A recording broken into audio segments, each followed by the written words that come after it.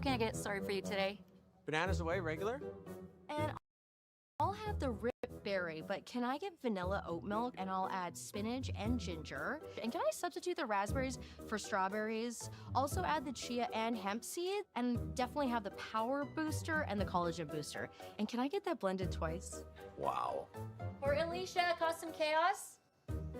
One of a kind. You're one of a kind. Booster juice, freshly made, your way. Their first game of this. Hello, everyone. Welcome to the semifinals of the Saville Shootout. Kerri Einarson versus Tabitha Peterson. Basically a rematch of a game that happened yesterday. My name is Matt Hames, and I'm joined here by my co-commentator, Sean Joyce. Hey, Sean, how are you? I'm doing all right. It's a quick turnaround for the announcers, too. I had the game that ran late this morning, so we're a little bit behind schedule as we get started here in the semifinals. And you alluded to the game last night. With these two teams played last night, the final draw of the round robin. Both teams went in with 3-0 records, so it was to determine who was going to have last rock here in this semifinal as well. And I was just checking the line scores before we went on. It looks like it was a great game. It went back and forth, and it was Einarson with last rock coming home, able to pick up the single point in the win. Yeah, just again, just kind of controlled the game for most of the game, it looked like. It's like we're going to have a wide open end to just start here. Peterson team throwing it into the rings, and Einarson wasting no time hitting it. Not even a contemplation about throwing a corner guard. Sorry, Matt, did you say you had a chance to watch one of Einarson's games earlier in the event? I did, yeah. One of the first games. Because I didn't, and I'm just curious. Shannon Burchard's not out there. Yeah, she's not. Was she playing earlier? She was, yeah. Okay. I wonder if they're traveling with the 5-person roster and rotating in through the front end just to keep everybody sharp. And I don't know. I'm just speculating. Yeah, that sounds legit. We do know that Shannon Burchard had some issues with the knee last year, didn't get to play a lot. I actually was doing an event. It was in November, I think. It was her first one back out of Swift Current, and she started the event and didn't finish. That was when they determined the knee was still not ready to go. Yeah, just get the early season. You know, these players are such great athletes compared to back when I played. You know, these guys, they are in great shape, but there's still a little bit of creakiness in it, in the bones. They're not in game. They've been throwing a lot of rocks. They've been working out, but they're not in game shape. So that'll come. Jerry, every once in a while, proves that he's listening to us. He just popped into the chat and mentioned Shannon has been playing all weekend. They have all 5 players in Edmonton. This is the one thing I haven't seen yet this weekend in all of the games that I played. This is the first open first end that I've seen. Yeah, you don't see it too often. Usually what you see is someone throws it into the rings and a corner guard goes up and we're into it right away. Yeah. I wonder if the Einarson team talked about this and just decided if it was going to be right on the tee line. Let's hit it and see what she does.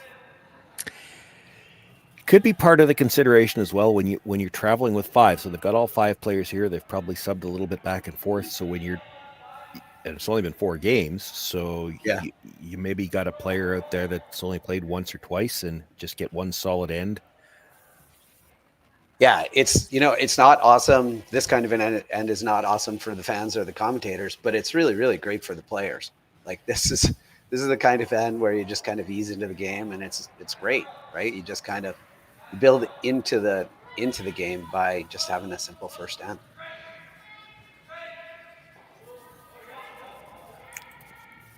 Also didn't see the quarterfinal I didn't feature either one of these two teams. Don't know what kind of game they had in the semifinal. Maybe they mentally needed a break. That's fair too. Sunday at a Bonspiel, the semis is often the break. They both scored 8 in their last game. Einarson was an 8-2 winner. Peterson was an 8-4 winner, but they did have to play 8 ends. Yeah. There's no desire here for a corner guard just going straight into the rings. You got it open this far, you might as well keep it, right, John? Yeah, you got to play this into the rings. You don't want to get forced here in the first end very bad. You know that if later on in the end for sure they just come around it and get the force, you're happy to blank. You've got last rock. Play the odd even end game. You can have last rock and the even ends right away. Yeah. Do you think anybody thinks about that? Do you think they thought about that and said, if Peterson throws it in the rings, let's just try to blank it so we have the hammer? We get one more hammer then. You know, they wouldn't have thought about it any different than they would any other weekend. I mean, that might just be part of their game plan. If we get a chance to blank the first and keep last rock into the second, we're going to do that. There are probably some teams out there that play that way. It certainly hasn't looked like it this weekend, but from the first end, you know, it used to be, I think I'm a little older than you, Maddie, but it used to be when we started talking about and thinking about when we wanted to have that last rock advantage in the even ends in an 8-end game, we'd start thinking about it in 6. Nowadays, these teams are thinking about it in the first end. Yeah. Odd and even end makes a difference, and it makes a difference in the way you call the game. Yeah, you're right. We started thinking about it around 5 or 6 just to see, but also a lot of times the score would dictate it more so. But yeah, they're thinking about it right away now. Yeah, because everyone's so good. Conditions are so good. The call you'll see in the first, third, and fifth end isn't necessarily the same call you'd see in the second, fourth, and sixth. Yeah.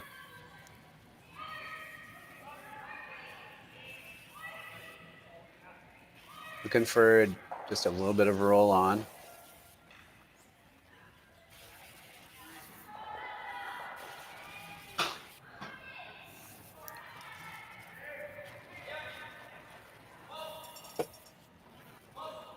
Normal weight hit. Just try to roll to the center. Yeah, just needs that little bit of roll to make sure she's in the rings. I don't think. Yeah, they're sweeping to just keep it. Yeah. Should be fine. I was going to say, I don't think Kerri would ever go around it if you nose hit it, but I don't think so either, honestly. You don't want to find out you were wrong, so you make sure you roll into the rings. You never know, especially you got to follow a lefty if she hooks it around there, and you're like, oh.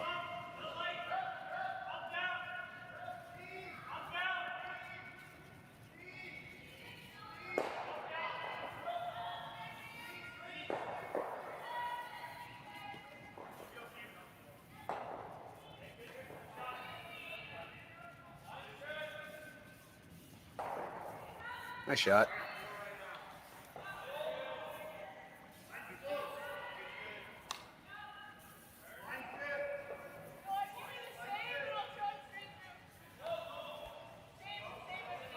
She doesn't at this point care whether she knows that it rolls to the center. You think? Probably would like to stay somewhere on the outside just because that makes it easier to stay on the wings for the last one. The only thing that you maybe have going for you, and I don't know how much these players think about it as an announcer, because I've heard the stats, I think about it, but I don't know how much you can let that affect your play on the ice. There are stats that show, and I know these stats have started to be compiled since you started to use the Marco hacks, which are kind of designed to go straight down to the other end. There are stats that show as soon as you have to put the broom outside the edge of the 8-foot, there is a significant drop, even at this top level, in the accuracy. Yeah. So not that you're expecting a miss, not that you're ever expecting a miss, but you'd hope for something. Maybe see it there. She maybe didn't get all the way out to the broom when that was out that wide. I wonder if maybe that was a weight. It looked a little quiet. It was quiet. Besides, they probably didn't throw out quite that wide in practice either. No draw to the button for hammer here, but a lot of these teams, and I think to their credit, you go through the whole year, you're playing so much of that draw to the button for hammer before the game. And then when they get into a game like this where that's not part of it, you don't have to draw to the button. It was predetermined because of the finish. They do not, a lot of teams do not like to alter their practice. Do not change my routine before the game. Right, yeah. So everything is geared towards going to the middle. And when you get out that wide, maybe isn't broken in quite the same, and the weight came off. Well, she's switching the side here, drawn to the other side. Based on this ice, it's not going to be quite as wide. No, she'd like to keep this in the 8-foot somewhere so that if it's a nose hit, she doesn't have to go as wide to play the blank. Right. Looks like she put it right where you suggested she put it here. Right in the middle of the 8-foot. Now, if you want to make it tricky, you try to roll to the outside a bit, but you don't want to roll out and just give her a throw through for the blank either. Yeah, right. Yeah, it's a combination of just make sure that your weight is in control so they can sweep it and make this rock go away and make Kerri make her last.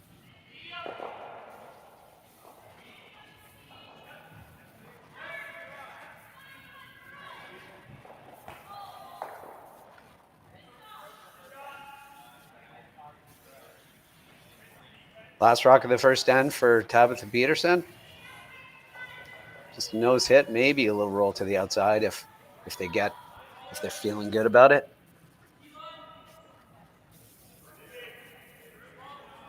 Or just a straight nose hit.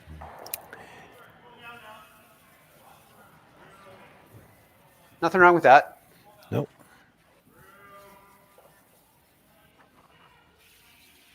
So Kerri Einarson has last rock based on the standings in the pool play. So she's about to throw that last rock here in the first end, trying to peel this and make it go away. First event of the season for the announcers too. Yeah. Yep. Not at my best. I could use a little bit more ice on that. There's too many syllables. We need Smith versus Jones. That's easy. We can do that in September. Well, a nice half a rock peel there in the first end of the semifinals of the Saville Shootout. It is a blank end to start, and we will see you right after these messages. Hey, Ben, what's the Aztec Safety online e-learning website again? Yeah, that would be aztecsafety.com. Fire extinguisher and firefighting. We'll send that one to Paul. Ah, now here's a course I should probably take. Conflict resolution. Power line safety. Yeah, I thought it might help me with my line calls. Did you know this Aztec website has over 100 safety courses? Jeez. Aztec Safety online course. Ground disturbance. Could have used that a few seconds ago.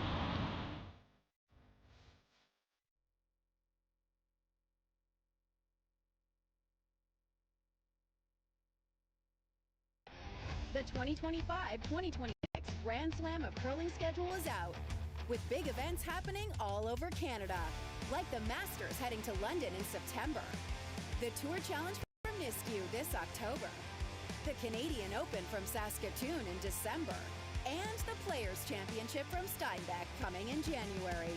Early bird weekend and full event passes on sale now at gsoctickets.com. Let's rock!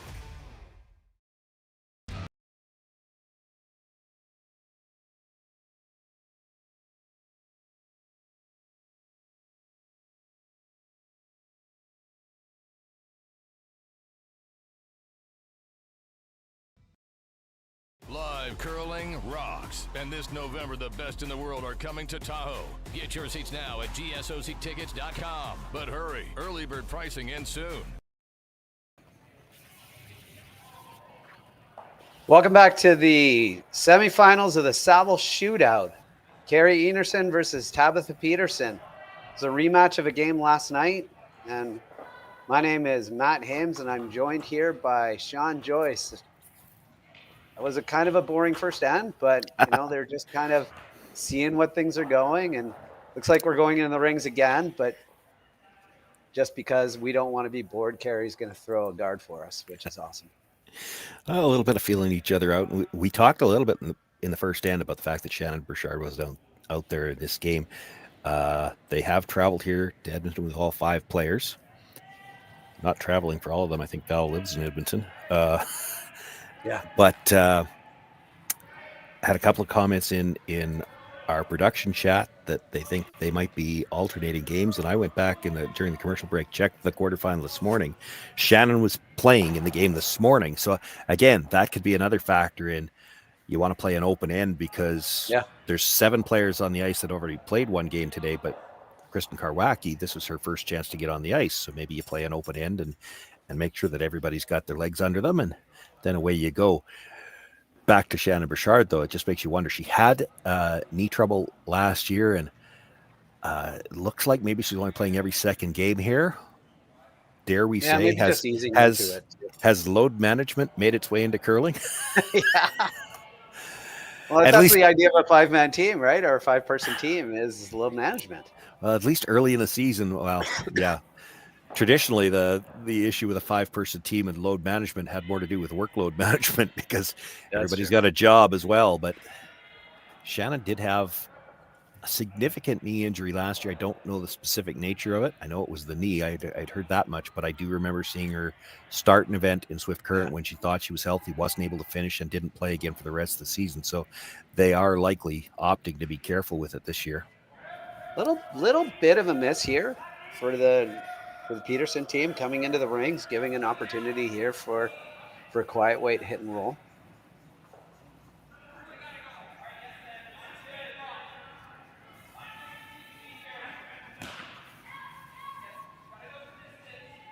Key is here to hold your shooter. That's the most important part. Yeah, even if it's not on the rings, to have a double corner on that side, but it might spin in. I think that's spun in. Based on their reaction, that is definitely in. They do look pretty happy about it. Yeah.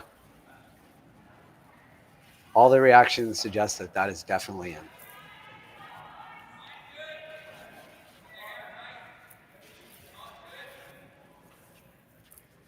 Peterson looking at the double on the yellows over the top. Might be able to roll the shooter back to the center line with this.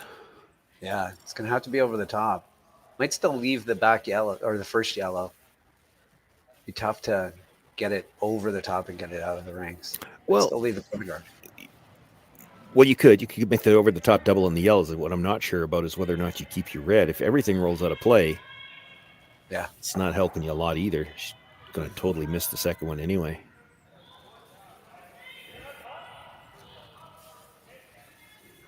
Yeah, there aren't too many other options here other than nose this back one. You could think about splitting the rings, but I'm not sure. You'd be shot and third.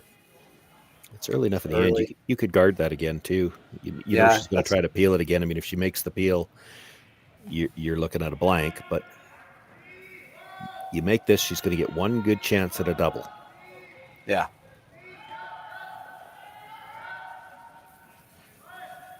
Yeah, try to nose this. You got to stay first. Yeah, I think it's going to be fine. Well, they're definitely working it. I think the quiet weight helped it a lot there. Good weight control. Yeah. If you knew you could get that little roll and stay there, you'd have played it because it now makes the double really tough. It's a thin slash. It's pretty thin slash. They're looking at the hit and roll inside.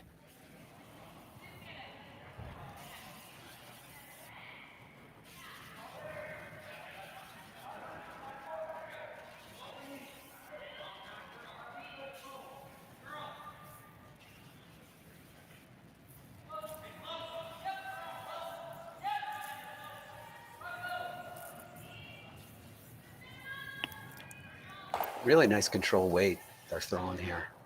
It really gives them an opportunity to sweep both sides. This looks really close.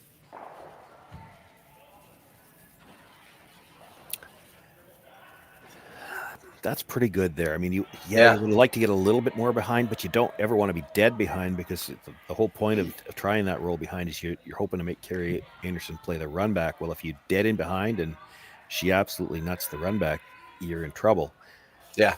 She can see enough of it to get at it directly right now. You needed just a couple of inches more roll would have been perfect. Yeah. Still pretty good. This is a tougher shot. It's great. Yeah. Looking to roll out to the wing again a little bit. Right back to the same spot would be good, but it's got to stay. Looks perfect. Really good weight control again.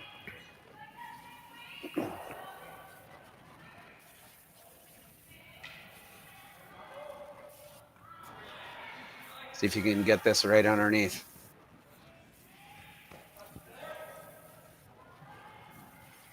If you get it right underneath and they run it back, then at least their shooter won't be on the rings. Yeah, true. It'll just be a guard, and they are getting closer together as this creeps up higher in the rings. Yeah. They won't be happy with that because Einarson now probably has the chance. Well, she's going to try to keep it out there. I thought she might play the long roll all the way across. Yeah, I did too. And then there's no chance for the double. I thought she would take a run at this. I think this is getting to the point where I wonder if a nose hit here, they take a run at the double. It's a lot of risk, but they're a lot closer together.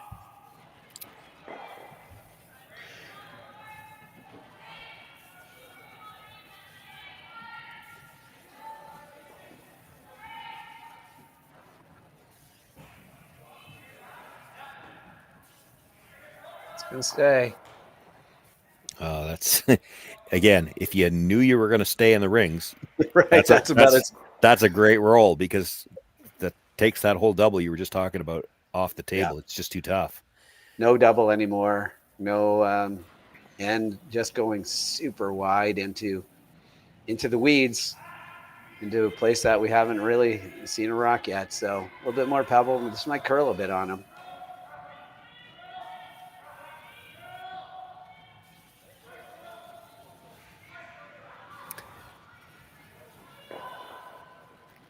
I didn't see them have a real solid discussion about this, and I'm just looking at it. Maybe they should have.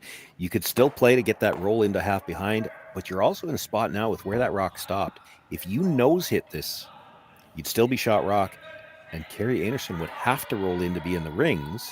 Yeah. And then you might have a better shot at the double. Right. So you really have to pick one or the other. You can't be in between here. They're playing the roll. Definitely going for the roll. I think the broom or the curl just dictated that. Way too far. It's not bad. Well, but it by rolling to that side of the yellow, for sure, Kerri can roll away. Yeah, right. There won't be any kind of an easy double. It'll be a slash double. You might have to try it anyway. You might have to try it, or else if Kerri can roll just to the other side of the center line here, you might try to roll back. Yeah, you might try to roll back, or you got to try the slash. And you're already giving up 2. If she can make the roll to Val's left to Val's right foot, you're probably giving up 2. Yeah. So you might as well take on the slash. Yeah, I mean, these teams are good enough. You don't expect to completely miss a rock when you're playing a slash, so you give it a shot. If you happen to catch the second one on the way by, you get back to the blank. Yeah. She's got to roll first. If she nose hits it, the double is a lot more makeable. Yeah, the double's a lot more makeable. If you wanted to play aggressively, if she nose hits it, the roll behind the yellows could get a force. Fairly routine too. This is curling. If you roll behind the yellow, the freeze is an option as well. Yeah, does she take on the freeze in the first end? Well, that's the second end, but I don't know. The fact that the guard's kind of in the way is the only reason that I'd look at it. Like if you get 3/4 freeze, she can't get at it from the out turn side. Yeah. They were prepared to play the double if they had a shot at it, so they're looking at that anyway. Now, the tricky part about these ones, these straight back doubles always look, in my opinion, they look easier than they are. You're a sliver on the high side, you jam it. You're a sliver on the low side, it goes by. Like you need a lot of precision on these straight back ones. They look easy because it looks like, just a nose hit and it's got a piece, but that's the thing. It's got to be exactly a nose hit. Yeah. A little bit one way or the other, and you don't get what you're looking for. Looks a little bit wide. They're trying to get it over the top now. Yeah.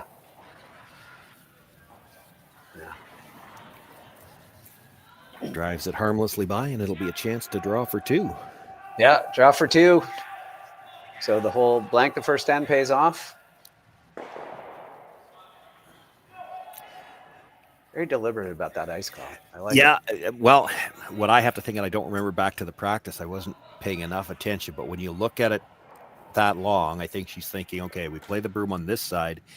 If I'm heavy, we use ours for backing. If I'm not heavy, we don't need the backing. But she was on the other side of the sheet first, which tends to make me think that was the side of the sheet that they played to draw to the button. So your natural thought is, we played practice on this side, we'll play it. But it's the second end. Conditions are a little different. Now you play this path where you might have some backing. And what I do like about this, you see teams all the time, they play the backing, but they don't tighten up the broom. Yeah. You want the broom in a spot where if you're heavy, you'll come to the back one. If you're not heavy, you don't need the backing.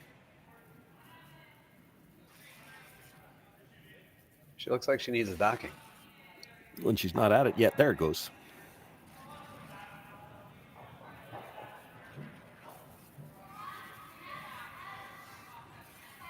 Solid deuce for the Kerri Einarson team here in the semifinals of the Saville Shootout. And after these messages, we'll be back for end number 3.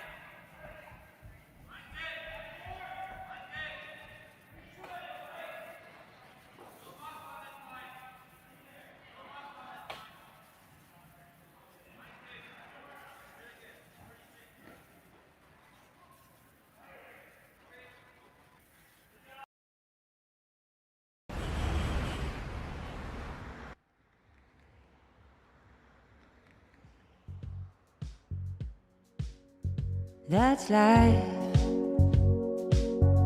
That's what all the people say. Hey guys, what can I get started for you today?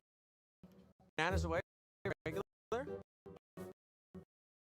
And I'll have the rip berry. But can I get vanilla oat milk? And I'll Nice, or maybe too positive on the release, because she was, if she doesn't touch it, she's through the house. Yeah, we didn't see the release, but that's probably what it was, right? Positive. Wow, positive release. One of a kind. Well, give kick. I thought her broom placement was pretty good for that. I do like that. Teams make that mistake all the time. But with that, of course, big draws, like heavy. You're going to get to that. Got to tighten up the broom. And if you don't leave back, it doesn't matter.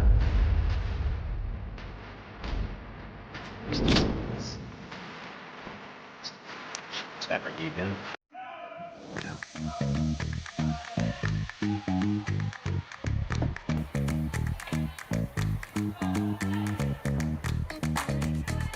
Could be playing the delayed corner too. We saw that a lot last year. Yeah.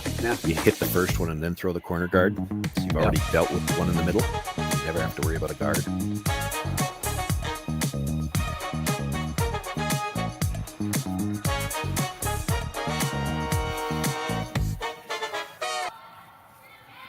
Welcome back to the semifinal of the Saville Shootout between Kerri Einarson and Tabitha Peterson. My name is Matt Hames. I'm joined here by Sean Joyce. Sean, that was a pretty routine deuce for Einarson in that end.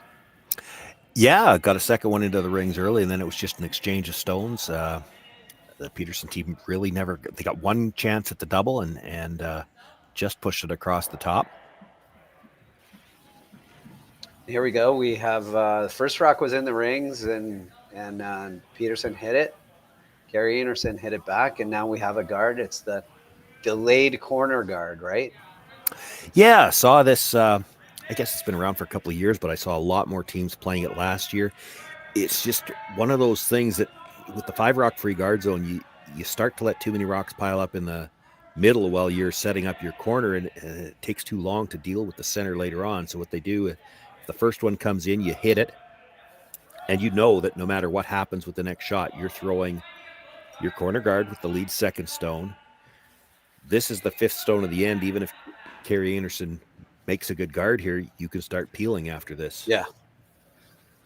It's not the most ideal spot for a corner guard. Kind of takes away the in-turn draw, and it's drawing too much of the forefoot. It's not quite a corner guard.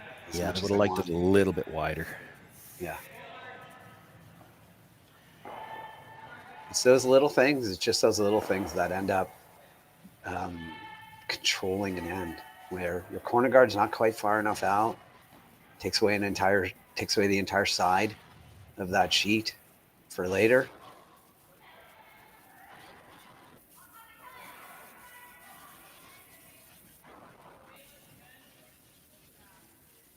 Going to chase it. Yeah, that rock just wouldn't stop. And just these are half anyway. Yeah, just half roll to the ring, roll to the wings.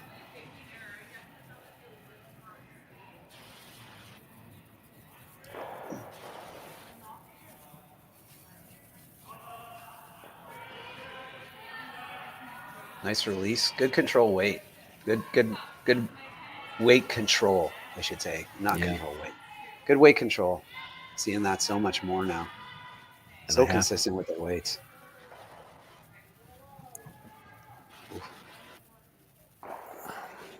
Well, she'll be happy with that.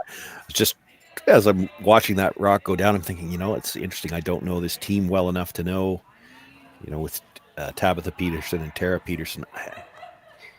If it was a men's team, you'd assume they were sisters, but I guess it's possible they could be sister-in-laws too. Right, yeah, they could be. And I don't know. So somebody will probably pop into the chat and let us know. I think they just got a little tricked there by the finish that they anticipated. I think they were anticipating a little bit more finish because I don't think she overthrew that. I think they were just anticipating maybe just tightening up a little bit in terms of the amount of curl later in the bonspiel. Yeah, you do see that from time to time. They condition the stones before the event starts, but full set of draws Friday and Saturday, and it's a lot of games on the rocks. They're still curling plenty. Yeah, oh yeah. But it can be subtly different this far into an event. I was seeing that kind of weight Friday and Saturday curling a bit more than that particular one. It could also be that particular spot in this particular sheet. Yeah. When I'm announcing, I have to admit I don't always know what sheet we're on because from the camera view, everything looks the same. So if there's a particular spot on a particular sheet, I don't always remember it from one game to the next. Yeah, I hear you. That's probably more like could be. It's possible that this is sheet 3. That I could look up, but yeah. Just trying to cap this right here. Throw a center guard halfway, right in front. You know it's going to curl.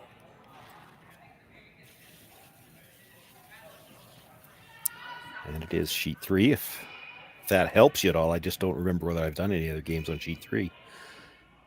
Yeah, it was on the higher numbers the whole time, 6s and 7s, and on the other side. Definitely, if you're only going to cover a piece of this yellow, you got to get to the inside of it. Yeah, that's what we call a sure really they're going to be happy with that. Tight guard, almost biting the 8-foot. Yeah, yeah. Definitely a double there. You might be able to get all 3 of them moving. It's more important to get the 2 in front of the tee line. Yeah, I think so. That rock behind your guard, behind the tee line, that's something you actually could freeze to later on. Yeah, that's not hurting you. That's helping you. No set double here.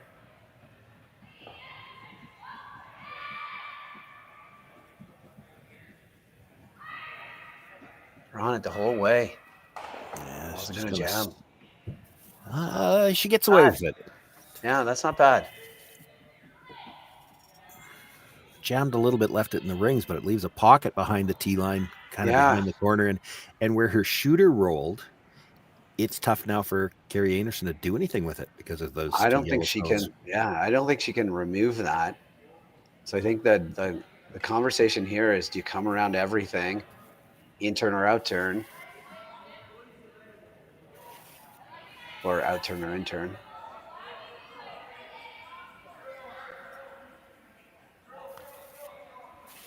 Yeah, I mean, I suppose you could pick it, but that doesn't really help you. No, and it's tough. I mean, there's a substantial risk of just jamming it.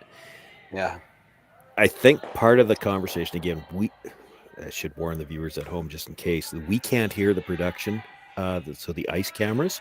I know the viewers at home on the YouTube sometimes can hear the ice cameras, and sometimes you can pick up what the players are saying. So we can't hear it. We're only speculating. I think that you can get a better shot coming around the middle. Yeah. But what they're worried about is if you leaving that draw to the pocket around the wide intern side, maybe you have to get there first.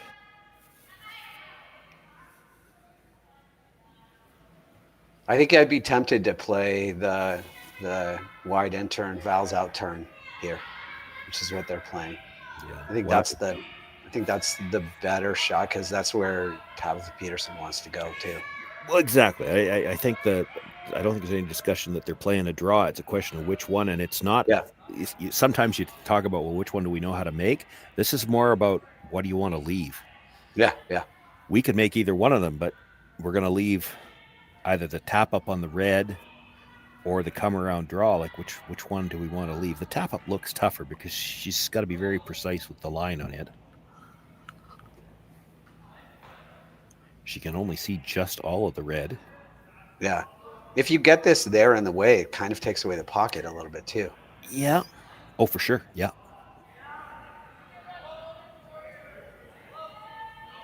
So we're looking for top 8.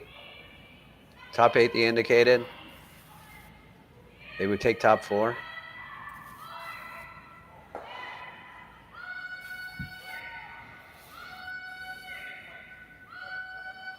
Mine looks good. Maybe just a little heavy. Yeah, not bad, this though. is going to be at or behind the tee line. It doesn't really take anything away. She could still follow that down. Yeah. I told you the chat would deliver, and it did. The Petersons are sisters. Yeah. Not sisters-in-law. You assume they were. I mean, you look at them; they do have a similar look to them. Yep. But I was about to say sister, and then I realized she doesn't have to be. They're playing this with Peel. They're playing with this a lot of weight. Because I don't.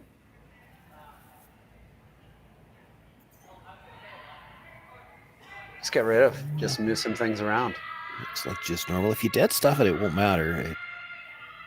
If you're a little bit off, that's the problem because then it starts to spill like that. Yeah.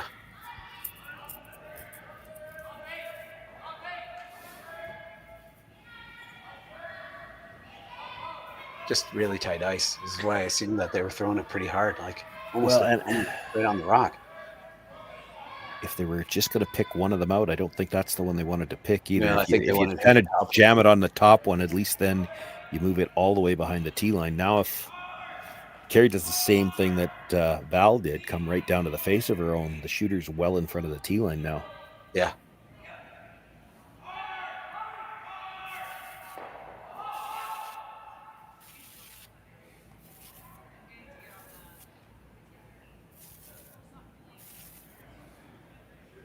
First rock of the third end for Kerri Einarson.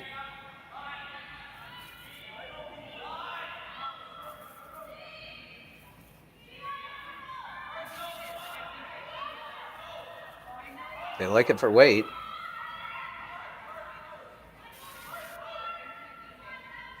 Starting to curl, which means that it's probably pretty close for weight. Pretty close for line here. That not getting too far away from this one. It's a great draw.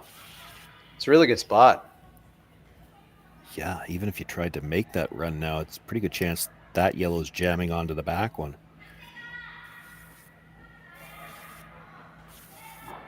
I'm not sure that you have.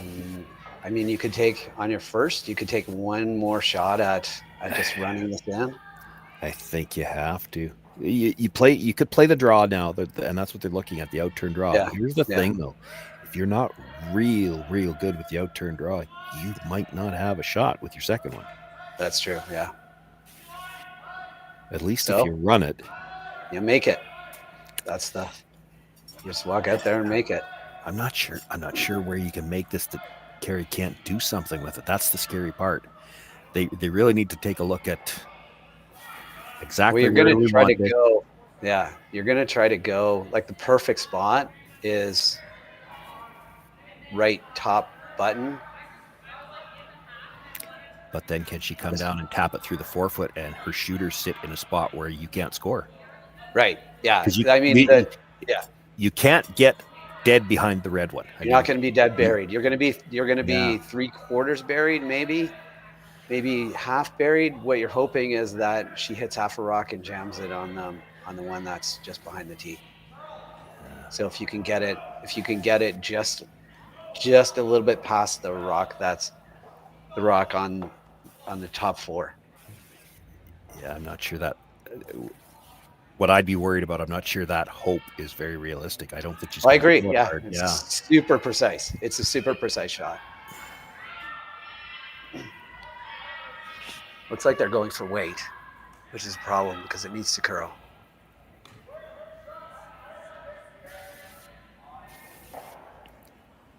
They're backing off. Might have overswept this a bit early. It was pretty good. That's a pretty good shot.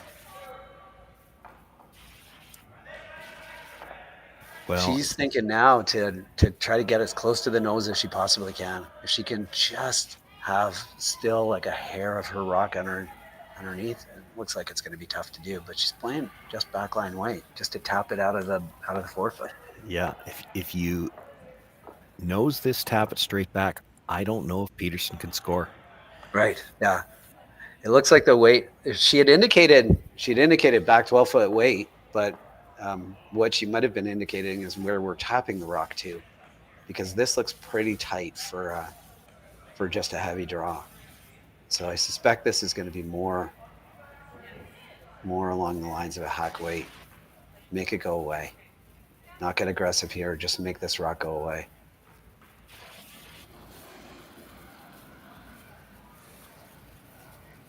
Last rock of the third end for Kerri Einarson. Certainly quiet. On it for line. Certainly positive on the release, but had to be narrow on the slide because this is curling hard. This is on the top one.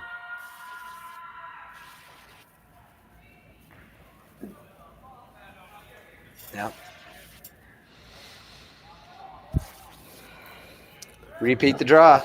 Paid off. She's got her chance for 2. Yep. It was a really good draw from Tabitha Peterson there.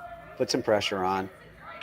I didn't think that the Einarson team was going to get aggressive. Might have just slid a little tight, though. Yeah, unforced error for sure. You Yeah. hit and roll out. At least she's got to draw to the button for the single. And Yeah. she doesn't have a ton of room for error. She just make it. But I mean, the 2 yellows around the outside are both just about full 4. There's not a lot of room. I think it's going to be better for the game to get a deuce here anyway. It's all about the announcers. We want a better game. We want a better game. I fully support a deuce right here. And not a force to 1.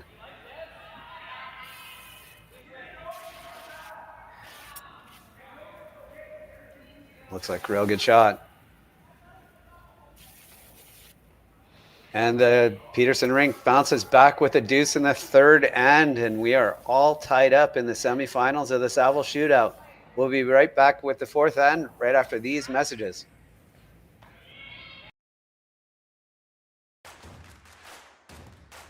Imagine being able to stream every curling game from every sheet from any event, be it your Wednesday league game, bonspiel, or corporate event. Curling Stadium offers an all-inclusive streaming solution featuring high-quality cameras, ease of use, great reliability, and minimal installation. Offering your sponsors customizable ad space on your streamed curling games and being able to sell video packages to your corporate events for increased revenue. With Curling Stadium, you can stream to any device, be it your mobile phone, tablet, or computer. Push the feed to your desired platform, be it Facebook, YouTube, or any other social media. Curling Stadium is simply the way forward. Where it's commonplace in other sports to televise every game, we want to do the same. Curling is a global sport, and it's time it gets the coverage it needs. Make your curling club the next Curling Stadium. The rock faces around Lake Tahoe are legendary. But this fall, new ones will emerge in the Tahoe Basin. Pullman, Mowat, Gushu, and more. November 4th through 9th, the Grand Slam of Curling's first ever event in the U.S. is coming to Lake Tahoe, where the greatest rock stars on earth unite for 6 days of incredible curling, celebrity appearances, and après curl parties you won't want to miss. Get your tickets at thegrandslamofcurling.com. Let's rock! And welcome back to the semifinal of the Saville Shootout. Kerri Einarson versus Tabitha Peterson. We're all tied up here after 3 ends, playing the 4th end here. My name is Matt Hames, and I'm joined here by Sean Joyce. Sean, I think we're going to get some rocks in play this end. We are, but while we're waiting for this end to develop, we got some help last end, as I wasn't sure if the Peterson girls were sisters or sister-in-laws. We got some help from the chat confirming that they are indeed sisters. So I'm going to see how much more help we could get from our viewers at home. Tabitha, of course, has a vest on, so I can't see her name bar, but it's Tara and Tabitha. They both have a T. So I noticed on Tara's jacket it says T.S. Peterson. What's the S stand for? Inquiring minds want to know. I could just hear the keyboards going at home now. Google. Should put a stopwatch on it and see how long it takes for us to get an answer. Yeah. Well, we're back to a sort of a classic curling end here. A guard, come around, freeze on the rock. Might see another freeze on the rock if they're all made. Now, this goes back to what we were talking about earlier with the odd and even ends. Kerri Einarson with hammer in the even end. Would love to set up her deuce. This isn't really how you wanted to draw it up. It's Nope. Gonna end up all right. Just trying to take it all the way back there and make sure that it's out of the way. I think she freezes onto her own yellow, doesn't it? Yeah. I guess you could do that. Jerry Gertz, not much help. He's piped into the production chat. Says that S is her middle initial. Not. He's not getting. Probably could have guessed that one. He's not winning the award for that one. That's not the answer we were looking for. Right, so we're playing a little hit and roll here to the wings. Like I said, I think this is a perfectly fine shot. Yeah. Might have taken a run at freezing on your own, but hey, this is good too. Yeah, I don't think you needed to here. You make the hit and roll open. You kind of put the pressure on Peterson. Do you really want to ignore a stone in the back when the yellows are piling up? You force her to hit this open one for a while. That one in the front's always in a good spot. Yeah, no, I hear it. She might have liked to roll even just a little bit farther. There's a chance she can roll back in behind to the back forefoot, cut the rings down. Yeah. I don't think she can be shot rock. I don't think she can be shot rock either, but like you said, it can cut the rings down. Yeah. Trying to carve it over here, get it to curl a bit. This is gonna give them a chance to really roll out into the wing. And yeah, kind of split the house, keep shot rock in the open, and it's just you can't afford to let this game get away from you. If you're Tabitha Peterson, you can't you can't ignore the open stone and risk giving up 3. Yeah. So you have to hit the open one. It's right now on schedule for like a no stress deuce. Well, there's still going to be a chance for 3. Like at some point in time, she'll wait till later in the end. Instead of hitting this rock out here, she will play the come around to her own and try to get 3. Yep. And that's the nerve-wracking part. If you're the Peterson team, it's like there's not much we can do about it, right? You have to hit the open one. Other than hit and roll underneath. If you can hit and roll underneath, then it could change the dynamic of this end a little bit. Not much, but a bit. Now it's going to be deep enough that I'm not sure how much it helps you. Your way out is you might have to be the one that freezes to the yellow in the top of the forefoot first, and that's scary because you make that shot, you're still giving up 2. If you don't make it, you're giving up 3. Yeah. So the idea here is to just try to bring all the play back to the center line as much as possible. Yeah. It becomes largely a game of cat and mouse right now. Oh, look at this. This is earlier. See that one coming? Yeah. I didn't. And I wonder. Well, or did she? I wonder if she didn't. Okay, let's make them think we're already thinking about it, so that they make. Yeah, right. Never gonna do it, but I'm not saying never, but I would have thought it would have been 2 shots away at least. Yeah, no, so you're trying to put it into Peterson's mind that maybe she has to make a move sooner. Yeah. And maybe not. Maybe she legitimately was thinking about it, but that could be.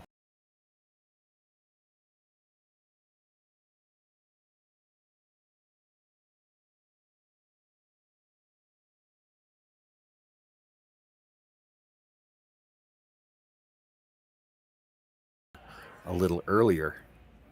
All these nose hits, two more nose hits, and there's a double. Well, even now with it nose hitting twice, she could roll to the back of the 4-foot, probably be shot rock behind cover. Yeah. That was the call. Looks pretty close.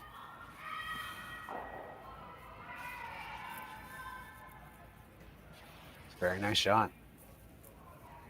She's behind cover, and she is shot rock. She is shot rock, yeah. That was their goal. Bring the play to the center line. So here we go.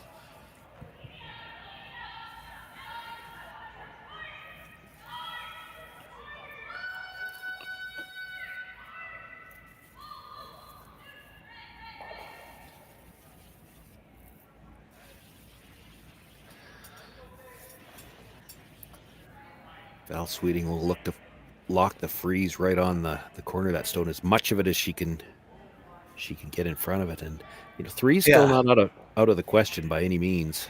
No, definitely. And you don't even have to be dead frozen to this, right? The goal is to be shot in front of it. Yeah, as close to edge on the yellow as you can. Yeah, right.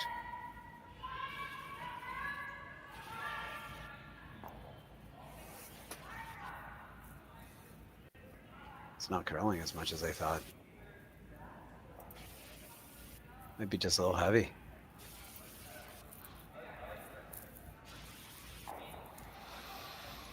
Where do you go now? Right on top. I think you corner freeze the top yellow. Yeah, you corner freeze to the top yellow too. The risk of going right on top is if you bounce off a tiny bit, you leave a double, and then you're back. Or even if you're short of it, she might be able to play the slash over the top double, and that back one now is too far back to help you. I think you're freezing the top yellow here. Yeah.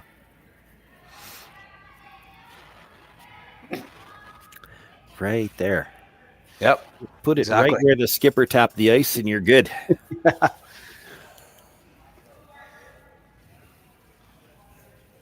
Might force a peel of the guard. You don't want to bounce here. Short would be better than bounce. Yeah, for sure. But the way both brushers are going at this, it looks like maybe they're thinking it's a lot short. Yeah. Doesn't have the line they needed either. No, it doesn't have the line. It's not bad. Need to leave it. Yeah. Doubles not there. Great. Yeah. Nose hit double for. Needed to overlap that yellow just a little bit. Yeah. Line was good. I mean, if she's got 2 feet more weight, it would have been perfect. Yeah, it would have been good.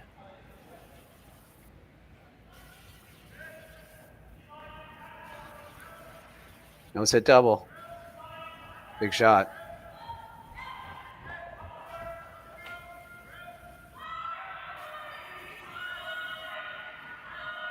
Might have lost it.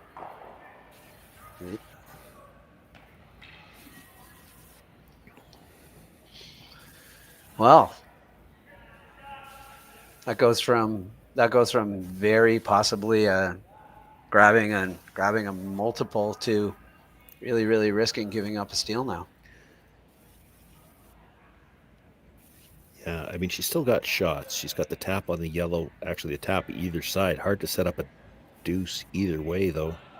Yeah. Yeah, because I mean, Peterson's going to go top button buried. Yeah. No, I don't like this. You don't like that? No, then she runs back to 12 o'clock rock and doubles or triples the yellows. Yeah. Well, she's got to. Yeah, she's got to. If you're dead behind this, you're gonna leave a run back triple on the 3 reds. Yeah. But if I think if you're coming in, you want to just get a sliver around that red. Basically, you're just trying to take away any kind of draw path to the middle, and you need enough of an overlap that it takes away her run back too. But I don't think you want to be anywhere near the 4-foot. Well, the tendency here too is to throw this a bit light because you just don't want to be heavy. Like, you don't want to be heavy. So it might be a guard actually. Well, I mean, the call is kind of a guard, but it's on this ice with how late the curl is. To guard the draw path, you still probably have to be in the 8-foot. This is too deep. Yeah, this is a little too deep. She's going to draw or hit this? I would think she's going to draw. You make the draw. The hit's still there on the last one. You could run the yellow into the one you're about to throw down. You might even be able to get it core like around the outurn and tap the yellow with a bit of weight too, right? Hit a corner of the yellow with a board weight and bump it in there. Probably still just for 2 if you do that. If you get the freeze to the middle of those 2 red ones, and that's maybe a bit of a saving grace for Peterson. She rubbed off a little bit. The run double is tough now because the 2 reds are side by side. But if you get this kind of to the pocket a little bit, yellow onto the 2 reds on the last one, could be for 3. That rock at the top of the 4-foot could end up counting as the 3rd one still. Yep. First rock for Kerri Einarson here in the 4th end. Trying to freeze down to this little pocket here. They're okay with it for line, it looks like.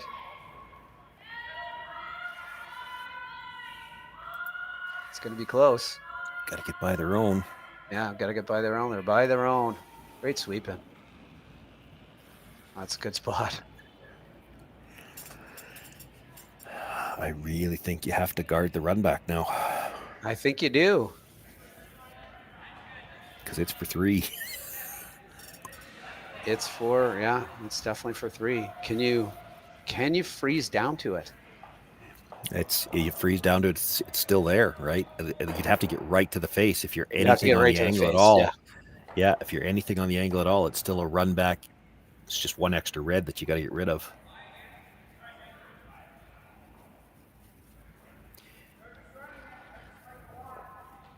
You take the run back away, and then hard to tell even from the overhead. If you tap that yellow at the top of the 4-foot on the angle, can you get enough button to beat the red at the back of the button? I think you can, but I don't know. You might have to move it, which is fine. You can do that too. There's no risk. Yeah, I think you can move it. You got to cover this run back. This has got to keep going. Yeah, they just want to cover any part of it, right? Looks like it's going to be fine. It's going to get there, yeah. Oh, did they oversweep it? Did it bounce off? It might have. It might. Blast an outturn? I guess you can even throw an intern at this. They're checking to see whether or not they can throw the intern draw first. That was the first thought. They're even looking at the possibility of just nosing this with an intern.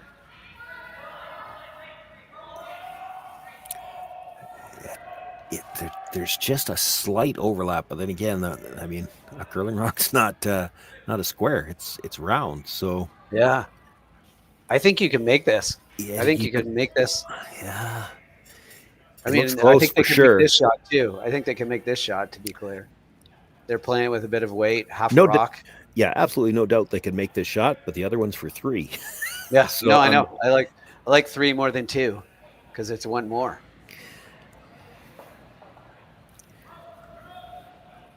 Does she look in the hack and see whether or not she can make it? She just focused on the shot she's going to play. Sometimes these situations come down to you were expecting the guard to get made, so you already were prepared to throw this shot. Last rock of the 4th end for Kerri Einarson. Little control weight, tap back for 2. Got to go for line. Yeah, she's got to hit this thin, and she's going to be possibly no. It's got to be thin. Got to be thin. Really nice shot. It's a solid 2 for the Kerri Einarson rink. in the semifinal of the Saville Shootout. And after these messages, we'll be back for the fifth end.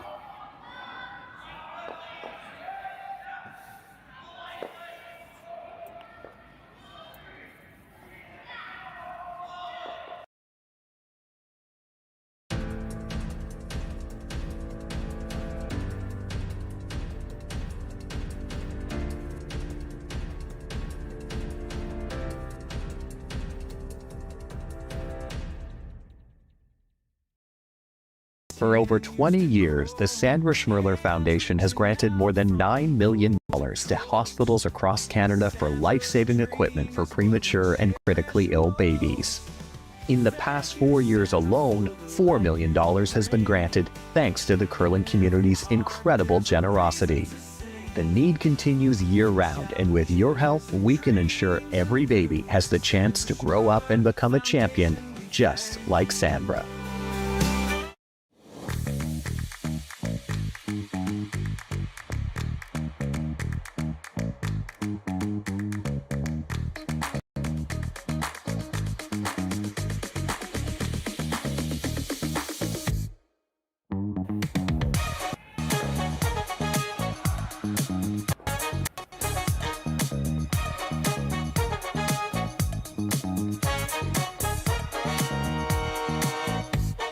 Welcome to therockshop.net, the official store for the Grand Slam of curling.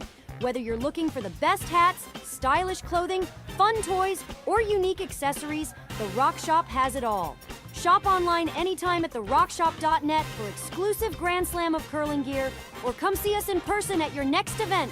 Therockshop.net, where fans find their favorite curling gear. Live curling rocks. And this November, the best in the world are coming to Tahoe. Get your seats now at gsoctickets.com. But hurry, early bird pricing ends soon. Welcome back to the semifinal of the Saville Shootout between Kerri Einarson and Tabitha Peterson. And after a blank in the first end, we've been trading deuces. My name is Matt Hames, and I'm joined by Sean Joyce. Sean, what do you think of the first four ends of this game so far? Well, it's been exciting. It's been some good plays. There's been some good angles, some nice shots made. I'm just looking at the setup to this fifth end, and I think it's interesting. We've been talking, it's early in the season. I haven't talked a lot about it yet. I know some of the viewers that have seen me do games over the years may think I talk about it too much, but these teams so conscious of even versus odd end, even at the start. Well, here you see the third end. Kerri Einarson brought the first one into the rings, and you saw the Peterson team play the delayed corner guard.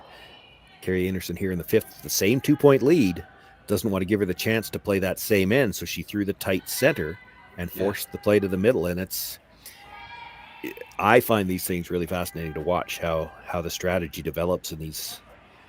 There's only a few select kind of scripts that you can play these first five ends, but it's interesting to see how these teams want to approach it. You still have to execute. That one a little deep, rubs off and goes to the back. Yeah.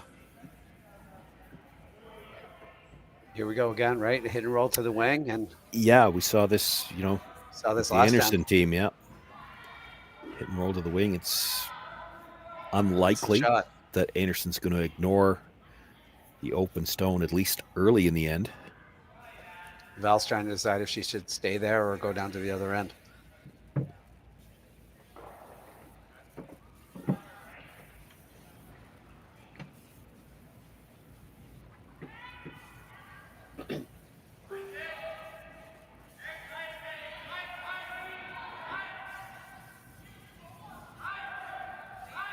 It's like they're fighting it the whole way down, but looks pretty close.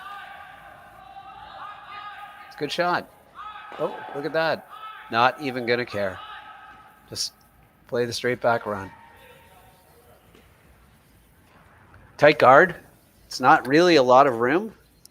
So nose hit and take the advantage of this end back. Take control of the end back. Could wait. Could do that a bit later in the end.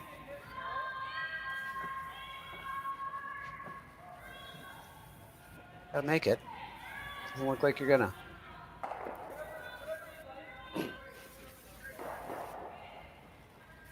So where do you put this rock? Well, that's the $1 million question, isn't it? That's the one thing about playing that run back early. We're still just at the 6th rock of the end. This is a long time to try to hold a big end in the rings, but you don't want to guard, the natural one to guard would be the higher one in the rings, which is the shot rock in this case. Yeah. It's also on the center line. You don't want to throw center guard. Right. So you kind of have to, I think, play to the open wing. I think you either play to the open wing or you play to the other wing. It groups the rocks a little bit, but you got to guard there, sort of. If you play to the other wing, I think you're guarding. If you're, and that's the other thing. You don't really love guarding a rock in the back of the 8-foot. Yeah.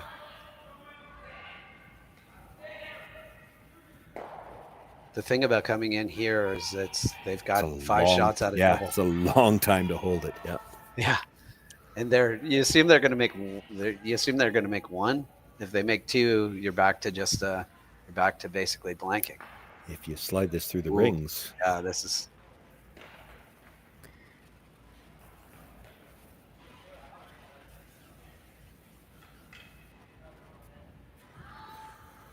It's out of play, it's out of the rings, but it's not out of play. So it could jam now. Like you have to worry about it. It very well could, because you're going to try to hit and roll towards that other red, so that this one's coming back in that direction somewhere.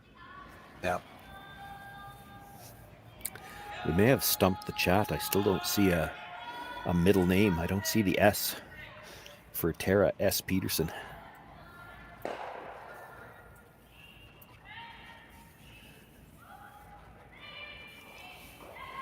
Well, as Jerry said, it's the first letter of her middle name. Well, maybe what Jerry's thinking, I'd have to ask him, maybe it's like a Homer Simpson thing. It's Homer J. Simpson. What does the J stand for? It stands for J.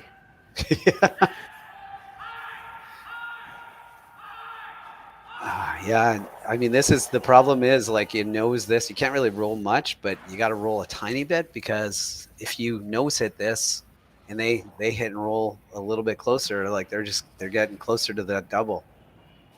So you gotta try to roll this to the center line.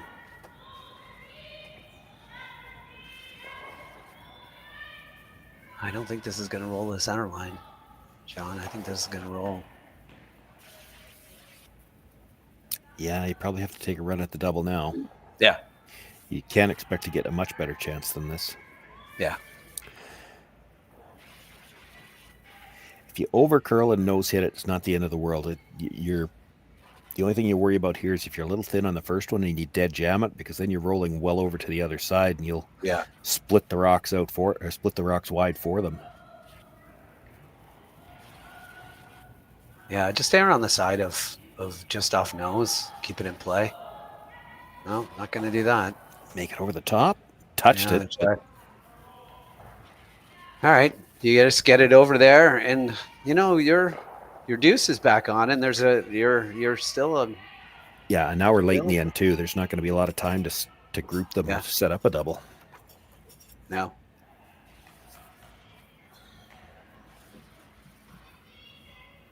You might still get a chance at tucking one behind that corner guard with a half shot. Make this, and Kerri hits the open one. If they roll out, you're going to be frozen and half behind the corner guard. Not quite frozen, but right on top of a. Well, you're thinking if she jams it, yeah, maybe. I'm thinking I think Kerri hits the open one here. But I see what you mean. And if she rolls out, I don't think she does. I think she's hitting. Yeah. I think that had to be a little bit. If that's a little bit farther, like closer to deeper? A freeze. Yeah, a little deeper, closer to a freeze. I think she hits the open one. I don't think she risks this, but there's no risk anymore. Not a lot of risk anyway.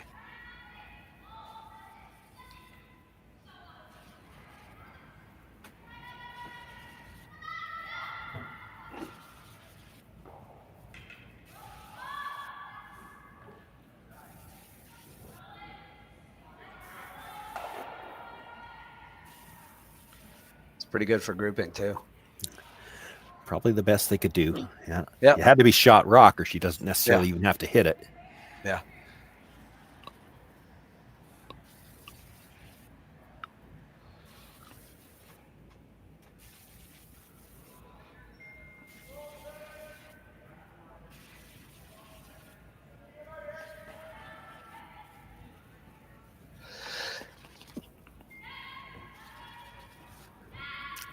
bit of a broomside roll here. Yeah. She will leave the double. Doesn't look like. She's gonna. She takes this on. There's no risk. There's no way it jams. You'd have to hit it really. She'd have to be really thin. Now, she doesn't necessarily have to play the double either. She could play the hit and roll in front of it too. Yeah. It looks. I think she's more of a double person. Oh, for sure. But if you're worried about the jam, you could hit it thicker and just roll a piece in front of that red. It looks like it's high enough for that. I haven't seen the overhead view myself yet. It looks like half a rock just from maybe just a thinner than half a rock, but not much. Close. Almost had the overhead there, Sean. Yeah. You're teasing us. Kind of need the overhead of the house, not so much the guard area. It's all good. Let's see. My guess is half a rock makes it. My guess is Rory's swearing at Sean right now. That's probably true. A little bit more than half, so we're playing the hit and roll on top of it. The problem with that weight, though, is you roll over the top of it. Yeah. And too far.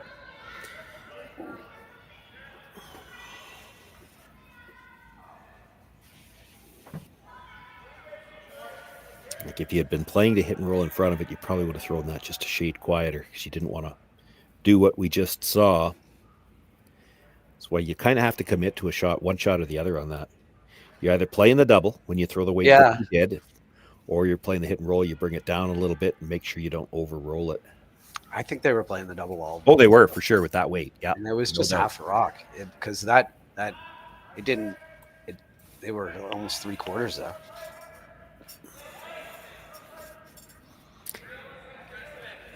Could leave something interesting with the last one just because of where that rolled. Even if she splits the house here, would you try a bit of an around the horn to see if you could get to the red one? Well, you touch the yellow, touch the red, and you're going to spin across sideways. Go straight sideways. Depending where this stops. No, unless they're pounding it. They're going crazy on this. Yeah. This really needs to go. You got to get at least second out of this.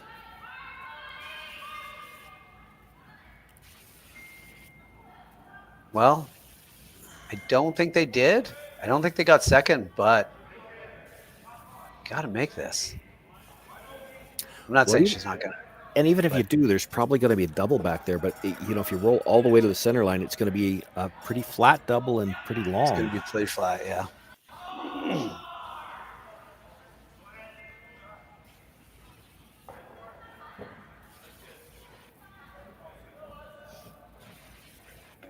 Val's not interested in the nose hit. She's just trying to get an idea in her own mind. Where is the back end of this stone going to be when we roll over? That's all she's doing there, trying to gauge how flat can we make this.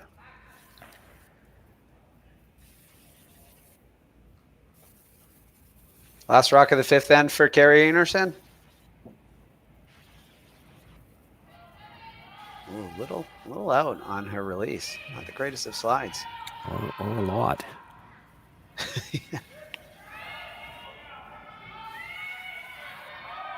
It was pretty quiet. Really well managed. Still might be a double. Well, there was going to be a double, but it is pretty flat. Not a lot of room between them. That helps. I don't think they're worried about it jamming. I think they indicated that it might, but jam won't matter. Okay, yeah, it definitely won't matter. This looks like a half, bit more than half, thick half. I would say thick, yeah. The danger here, you hit the first one too thin, you hit the back end of the second one, and even if you make it, your shooter might scooch through the back of the rings. Yeah, right.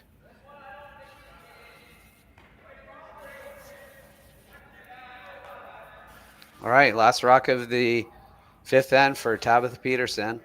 Thick half for a double here for a deuce back.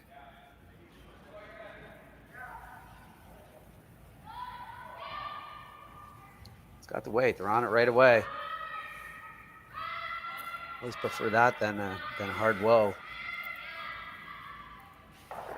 It's half a rock. It's beautiful. Great double, great deuce. Deuces are wild here at the Saville Shootout in the semifinal. After 5 ends, we have a tie game. We'll be back after these messages for the 6th end. Stay with us.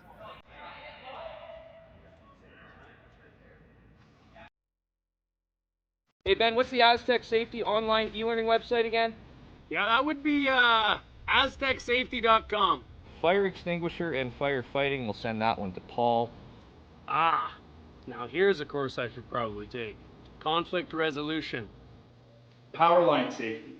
Yeah, I thought it might help me with my line calls. Did you know this Aztec website has over 100 safety courses? Jeez.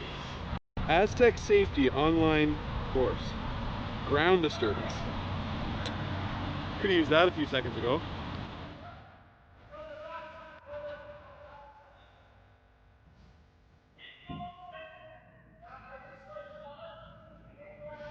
The 2025-2026 Grand Slam of Curling schedule is out, with big events happening all over Canada, like the Masters heading to London in September, the Tour Challenge from Nisku this October, the Canadian Open from Saskatoon in December, and the Players' Championship from Steinbeck coming in January.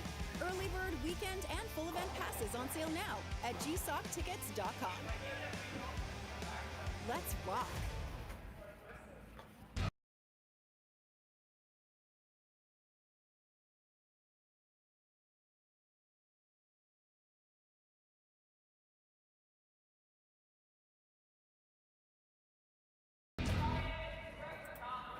Live curling rocks. And this November, the best in the world are coming to Tahoe. Get your seats now at gsoctickets.com. But hurry, early bird pricing ends soon. Welcome back to the semifinal of the Saville Shootout. This has been wild in this game between Kerri Einarson and Tabitha Peterson. My name is Matt Hames, and I'm joined here by Sean Joyce. Sean, everyone just keeps getting a deuce. Yeah, I just don't know what all the fuss is about. It looks like deuces are easy. Yeah, it's just routine deuces here and there. Not a lot of really super complicated deuces either. No, they've had them set up early, and then it's just a matter of holding them for the rest of the end, and so far been able to do that. Yeah, there's nothing better than a stress-free deuce. What is the Tabitha Peterson team go into this end trying to hope for? Yeah, that's a good question. This game has been really dictated by who's had last rock, and she doesn't have it here. She doesn't want to give up another 2. A blank end's actually not bad for her because there's a chance she gets a force in 7. She'd have the hammer coming home, but it's tough to force the other team to blank when they want to play offensively, which, Kerri Einarson, 6th end, she's got the hammer. She'd like to get her deuce here. Yeah, so the Kerri Einarson is for sure going for a deuce here. Do you think there's ever any moment where Peterson starts peeling? No, but I think she'd like to keep the play. And it's in the middle to start, but I mean, it's in the middle to start because the rule kind of dictates that you have to play to the middle to start. Kerri's going to want to get the play to the corners eventually. What was the call? To just release that rock and roll over. That's going to make for a decision right here. It does. Yeah, Tabitha Peterson is indicating that they're sitting shot right now, but that's not a positive thing. That is not good. Doesn't matter who shot yet. What matters is that there are 2 yellows in there. And that's the thing. Do you really want to ignore yellows? And if you don't ignore the yellows, you might see the play, that guard disappears, and then how do you get the play back to the middle ever? Yeah, their two shots were nose hit. I think they want to nose this or come around. They decided to play the nose hit. They'd like to nose it and then have Kerri make the play on this stone. The problem is I'm not sure she's going to make the play on this stone. Yeah. I think she just noses back, right? Well, I don't know that she plays this stone at all. It's the guard that's the stone she's got to be worried about. Yeah. Looks like we're going to see a roll inside anyway.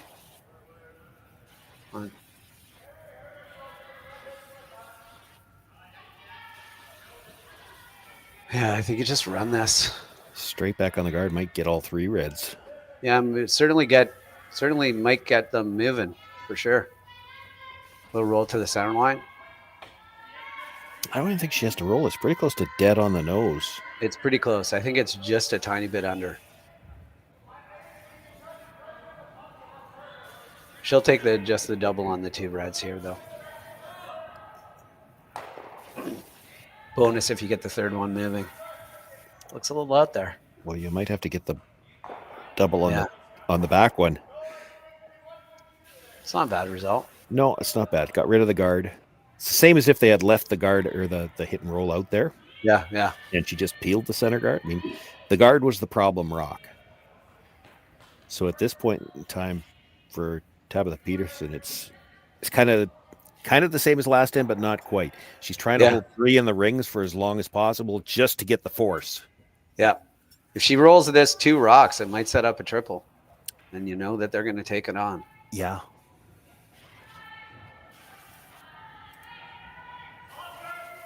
Mind you, even to get back to that, like a blank is not bad, I don't think, for the Peterson team. Well, there's the couple of rocks that needed to roll. Third of a rock here. I think you just play the hit and roll. That's what Kerri's looking at. Kerri really doesn't want to blank descent. Right. Yeah. But she's already risk-free. There's nothing in the center. So now can she set up a deuce without any guards? Well, the way to do that, hit and roll to the corner freeze. Yep.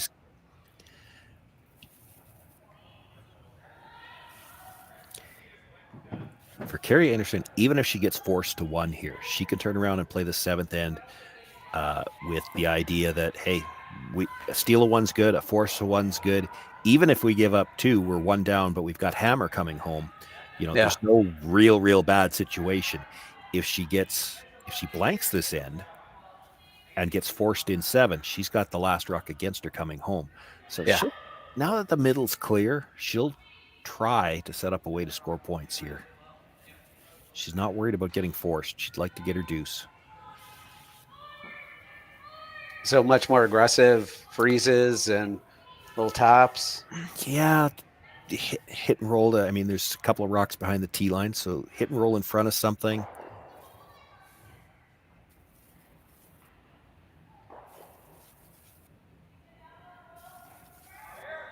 Oh, there you go.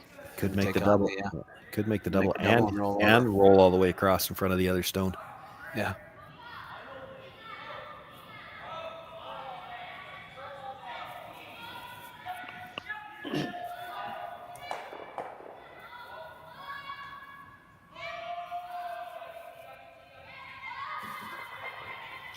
Big weight coming. Trying to hit 7/8 and roll across. Does not look. Oh, that's going to be it's going to be third shot. Yeah. But I don't know. There aren't too many good places to go. I think you still have to hit it. Well, yeah, and I mean, you're not stealing here, so do you really want to ignore a yellow stone? Yeah. There's no way to put it on the scoreboard if you put it in the back corner. That's true.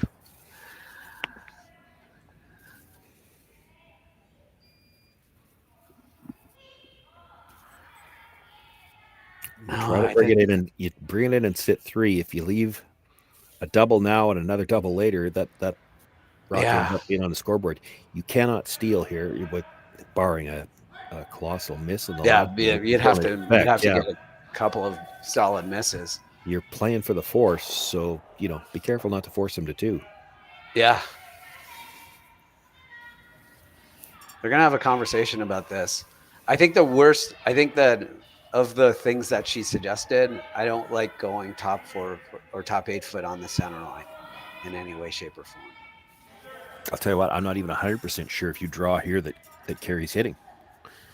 Yeah, I don't think she could corner freeze that stone in the back of the one that's edge to edge with the yellow. Now you corner freeze that, it's at worst second shot after this draw. And now what do you do? Yeah. You gotta try to run the yellow. We got to slash the yellow one, right? Oh, but if it's frozen good enough, it's coming across into Yeah, it comes red's straight on the other across. side, right? Yeah. Yeah, you might put a catcher. Yeah. It looks like they're playing a draw. They're playing to split the ranks and sit 3. And if you're going to draw, I think this is going way too wide. If you're going to, I think you want to make her play this rock. You get wide enough, it just makes that corner freeze draw more attractive. You actually Well, it could also rock from both sides too. Yeah, if you're a little bit wide here, or the line isn't perfect, and you're right beside it, you're making pockets. You're putting rocks in play that I think the Einarson team wants.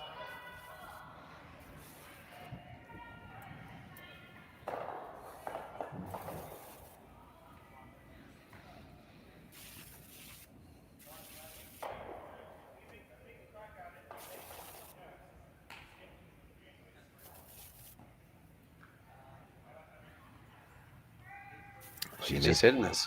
Yeah, you made the double too easy here. I guess, but if you just came down to it and you could, a bit, you definitely could. I mean, that was an option. Get rid of that yellow run, but pretty hard. You're also 2 doubles away from a deuce too, so yeah. You make this one now, even if she knows hits it. I mean, it's still going to be there on the next one. If she ever rolls out or rolls to the middle. Yeah.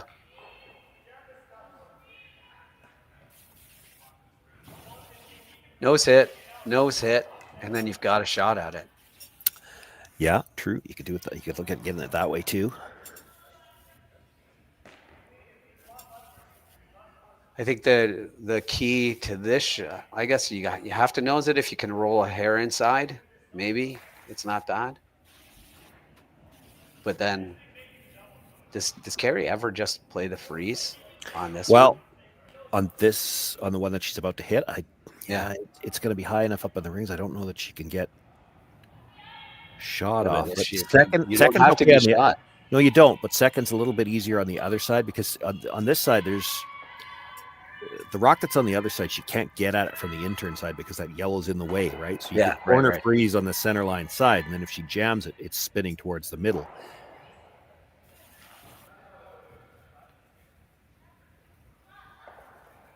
Give her a chance to try to group it. Go back to what you were talking about. If you freeze on this stone that was just delivered now, she could try to blast it out. Now she's probably going to lose her shooter if she does that, but it could be a double back on the other side. Well, yeah, if you froze on the center line side, well, if you freeze, you have to nose it. Yeah, I still think. And then that could leave you a double back. If you're maybe. This isn't bad either. There's again. If she was ever freezing, I don't think that's the one she was freezing. I think it was the other side, because it's the yellow one kind of acts as a corner guard over there too. But this is the shot, which she's left her shot to try to group those rocks. Yep. Even nose hit, honestly. Even a nose hit isn't the worst thing in the world here. Yeah, I know what you're thinking. The other side of that, though, is if it's across the house double for the last one for 2, do you play that when there's a risk that, if you don't catch the second stone at all, it's a steal, right? You'd like to, if they're close together, she's playing it for sure. But if it's a lot of separation, she might have to just be sure she's. So these rocks are pretty much dead even right now. Maybe the yellow rock might be just a hair behind. I think there's. So if she noses it, I'm not sure that there's a double anyway.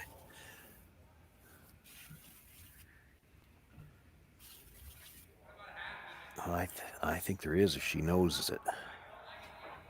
A thick double. And the nice thing about the thick double, we saw it a couple of ends ago when she had to make a choice, double or the hit and roll. She played the double, hit it a little thick, rolled across the top. Well, that's not going to be there. She's never going to be able to hit this thick enough to roll across the top.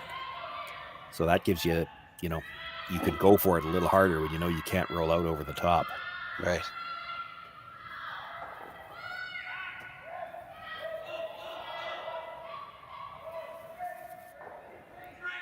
Pretty good shot. Yeah, that's enough of a roll. I don't think there's any chance for double now.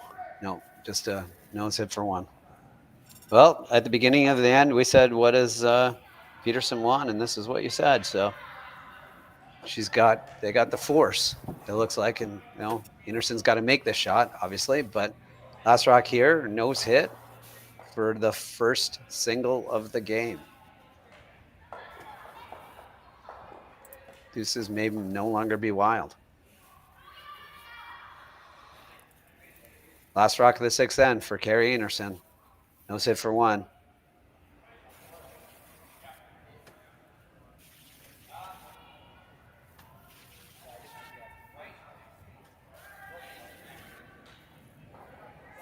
Sliding a little tight and poking things out a bit, but I think the weight is going to be fine. And it's Kerri Einarson with 1 point in the sixth end to take a 5-4 lead going into seven. We will have that seventh end right after these messages.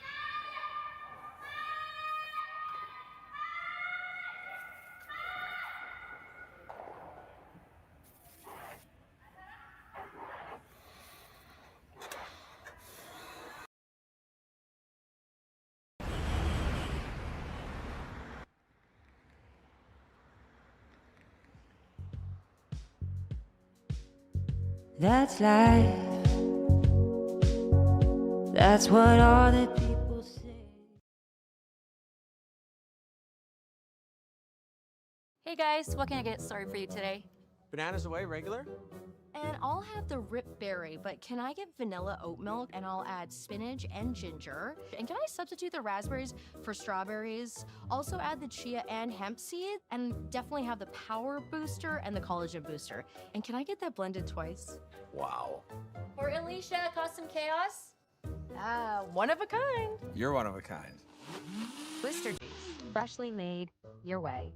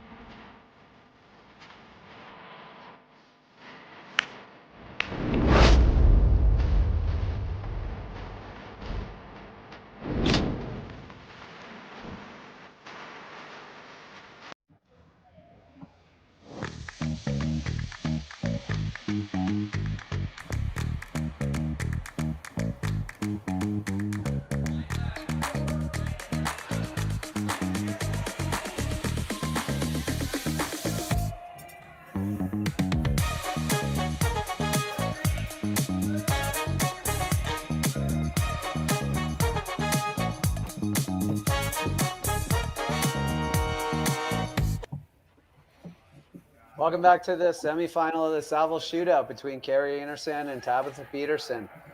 The seventh end here, Einarson has a 5-4 lead. Peterson has the hammer. My name is Matt Hames, and I'm joined here by Sean Joyce. Sean, what do you think so far? It's been a good game. It's interesting to watch the strategy develop. We've talked about that a few times. Kerri Einarson last end just did not want to see a blank end very bad. She got out of the situation where she had to worry about a steal early, took her chances to try to score two with splitting the house, never got anything really set up, but she, as I mentioned earlier, she was content to score one if she had to in the sixth. She wanted to make sure she kept the lead. And now here in the seventh, that dictates her strategy. She's looking to see a single point go on the board one way or the other. She doesn't care whether she steals one or forces one. So she's going to try to keep the play in the middle, play a little bit aggressively. For the Peterson team, they will have their own idea whether this is the age-old discussion in the free guard zone. Would you rather be, coming home, would you rather be one up without last rock or one down with? And they will know what their preference is. And because of that, they'll have an idea, there's going to come a point in this end somewhere probably in the second stones where they have to make a decision. Are we trying to score two here or are we trying to blank? Yeah. And how they would prefer to come home is what's going to make that decision for them.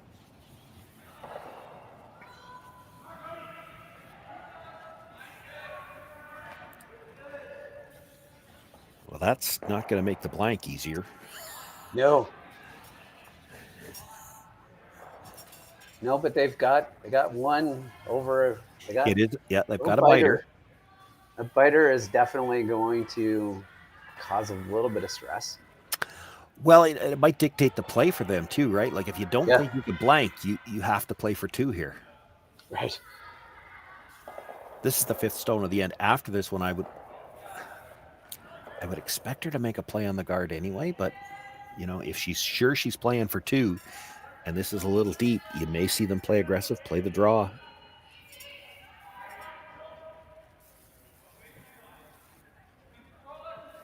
Not laying too many brushes to this. It's got a lot of rim, which means that it's going to be behind the tee.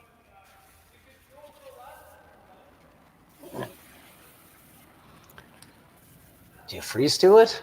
I'm peeling the guard all day long. I mean, the blank is kind of back in play because of where those rocks are at the back.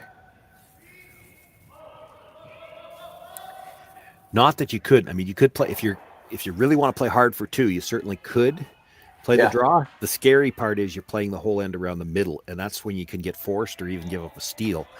I like the idea of the risk-free deuce or the blank. And ignoring a center guard is a little dangerous. Yeah, it certainly doesn't bring risk-free out of the. No. You don't even have to straight peel. Like you could get rid of the center guard and roll to a corner guard if you want to play for 2 yet. I don't like leaving the center guard there.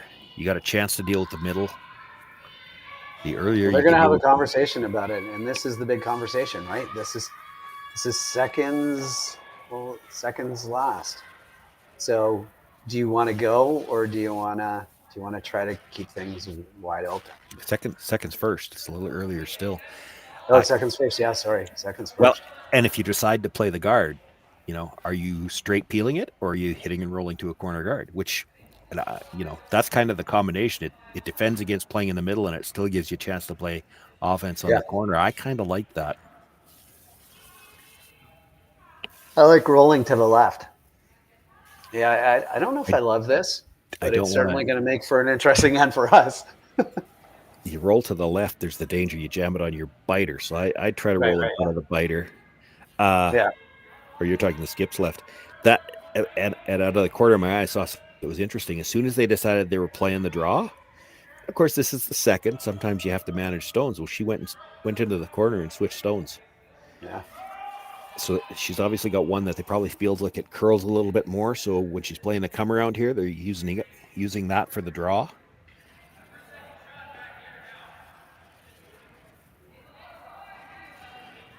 It's gotten to the point with these top teams where that is such a skill to identify. It used to be if you had one stone that was a little different, you got rid of it. Now they try to manage those because you'll use one for a hit, one for a draw. This is definitely heavy.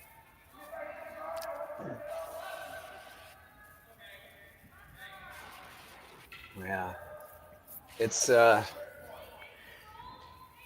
not a great shot, but it's not the worst result in the world. There's just going to be lots of red in the rings now, where blank is probably off the table unless they can make a runner and get rid of a bunch on this one. Probably have one more opportunity to run back a guard and get rid of some rocks, but it was probably only Peterson that wanted the blank anyway. Einarson was content to try to force the play this end a bit. Yeah. Oh, yeah. Again, like I said, a single point either way is great for Kerri Einarson. And if she happens to give up a deuce, well, she's got last rock coming home in a game where she's already scored 2 deuces. Yeah. I'm saying here, you got one chance. You can get a bunch of rocks moving here. You're probably going to have to play this runner.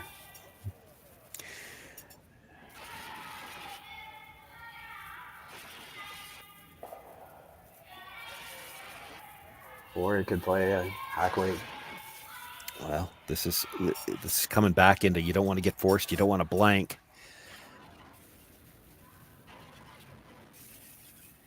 You make this hit, even if you don't catch the back one, you got to keep your shooter somewhere in the 8-foot. At some point in time, there gets to be too many reds there, and Kerri Einarson stops ignoring them all, and then you get a chance to make an aggressive shot of your own.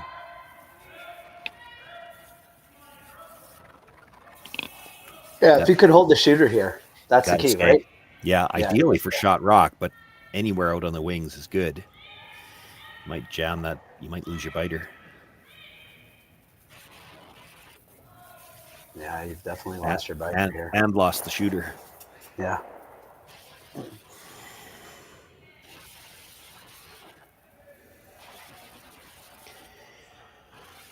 See if the lefty out turn can get this a little bit more buried.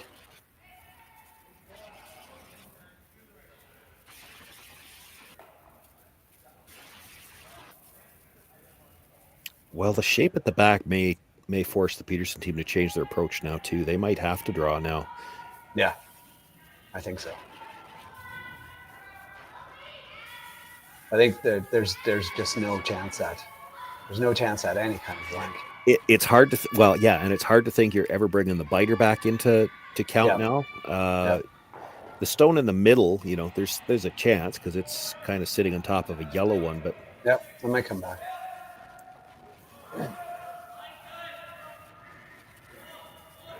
It's actually second shot, I think. It is right now. Shot. Yeah. Not easy to get at shot rock without changing that though.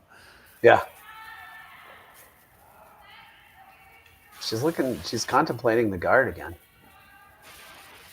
Oh, I thought she was contemplating the yellow pretty much straight back. Because you got two ways that it could work out good for you. Straight back, you catch the yellow at the back of the 8-foot, make the double that way, and leave your shooter in a really good spot. Or if you just overcurl it a sliver, it's yellow onto red onto yellow. You get a couple of yellows out and you leave your shooter maybe partly undercover, you'd be sitting second and third. Well, they're playing the out turn, come around. I think this is fine. You're at that point in the end where you definitely can't be looking for a blank now. You have to try to score 2, and maybe you have to be aggressive now. It's time to draw. You really want to get down to the back one here, because if you're T line, you're gonna leave a little tap. You're gonna leave a little run on the top yellow. Yeah, I know what you mean. I don't know if you want to be that deep though. You're with last rock. You come behind the T line, behind a center guard. You've really shrunk the rings. Yeah. And that's what they're playing for. I'm just saying. I'd have been tempted to let her play the angle tap, and then that should open up the middle too. Yeah. Now Kerri follows it down, fouls last shot, and not only you're trying to score 2, but both of those rocks that are going to score, if you're going to get your 2, you're going to have to be biting the button, and you can't see the button. Yeah.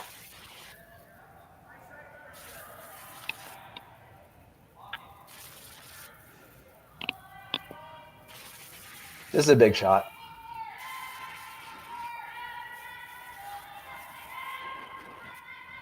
Mine looks pretty good. I want to be on it. Mine's good now. Just wait. And get inside even a bit.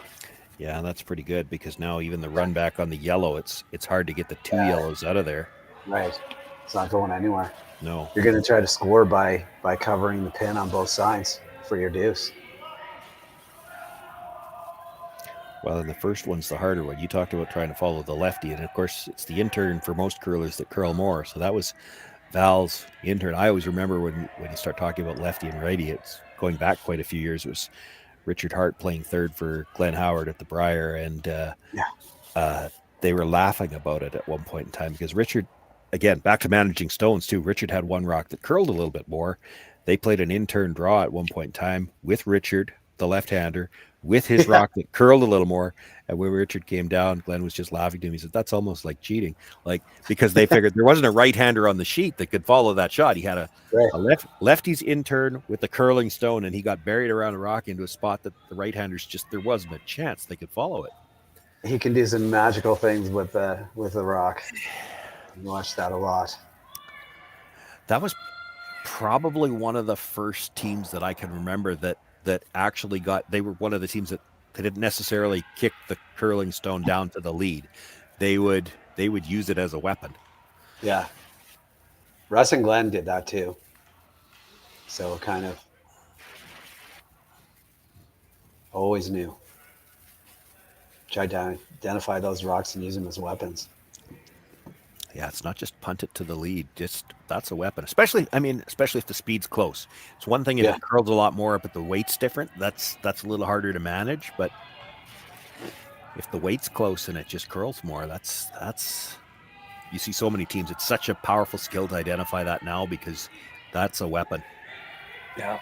Well, we're trying to just put this right on top. It's got a curl. Pretty good. It's a good spot. Yeah, she would have liked it to curl just a hair more. There's probably room for, if Val could throw again, she could get to the inside of that. Yeah, right. We'll see if a right-hander can. Like, that's the difference. I mean, they haven't scared the guard yet. No. Like, everybody's been getting by the guard by a lot. If she could just get to the nose of this, yeah, it's going to be a struggle. Although, Tabitha's got the intern edge of the button there's room there. There's lots of room for the deuce. Oh, yeah, there's lots of be room. at least 3 inches. At least 3 inches. But if she gets to the inside of the nose here where she shot rock, there's going to be less than 3 inches. And I don't. Right, yeah, if she can get to the inside here. She could get the same angle on the one that was just thrown that Val got on the one at the back. Yeah. Or it doesn't even need to be quite that pronounced, but close. Because then again, the angle, the run-in on the yellow, the angle's not going to be any good. Well, they're going hard to make it curl. No, this is close. Closer to the guard. Is she going to get by the one in the 12-foot? It's a good shot. That is a Real really good shot. I think she's got shot rock, too. Even if she's not shot rock, that might take away the possibility of the couple of inches that you had on the intern draw. Maybe not. Well, and the yellow tap back at the 12-foot is still dangerous, even if really, really super dangerous now. Like you can't play it, and it's dangerous to leave it too. Like, yeah. I don't think it does it. I mean, I guess it does matter. His shot. Ew. Don't you have to play the intern right now? I don't think you can. Like, you play the intern here, you make it perfect. Kerri plays the little run back, and you might not be able to score at all. Well, but it matters who's shot. If you think you're shot, then you guard it. Well, guard what though? That's the problem. Guard the run back, right? And then leave her that out turn again. And she's got the same shot. I almost right, but if it bounces out a tiny bit, you might get something good out of it. Jerry's too worried about being this smartass about the letter S. I need him to get my telestrator. If you could put it just a little higher than that, I think you want to get it around the guard, around the long guard, around that stone at the top of the 12-foot. Take away the same shot and take away the run back all at the same time. So put it full 8-foot. Right. All you need is a sliver behind that yellow one. Yeah. That's all predicated though on red being shot. If yellow is shot, that doesn't do you any good because now you might not have a shot with your last one either. So basically you're talking about I need to know who shot. Yeah, I know who shot, but assume if red is shot, then the best shot is come around that high guard. I think buried behind that high guard and just past the other one to take away the tap. To take away both shots, the tap, yellow and onto the Nice try, Rory, but I think you're going to have to zoom in closer. That's really close. That's really close. It looks like red to me, but it's. I've gone back and forth already a couple of times, and I've said this before this weekend, and others, to be honest. I always find there's a bit of an optical illusion when you've got a yellow rock on a yellow ring or a red rock on a red ring. I find it distorts your view a little bit. They're going to call timeout, but the coach can't walk out there and tell you who's shot. So, So if yellow's shot, though, if yellow is shot, then what do you play? Then don't you have to play the intern? I still think you throw the intern draw. There's a chance you're not scoring. If yellow's shot, I think you have to move something out of the front to make sure you have a shot with your last one. So you blast the double peel. I don't know if you want it coming back.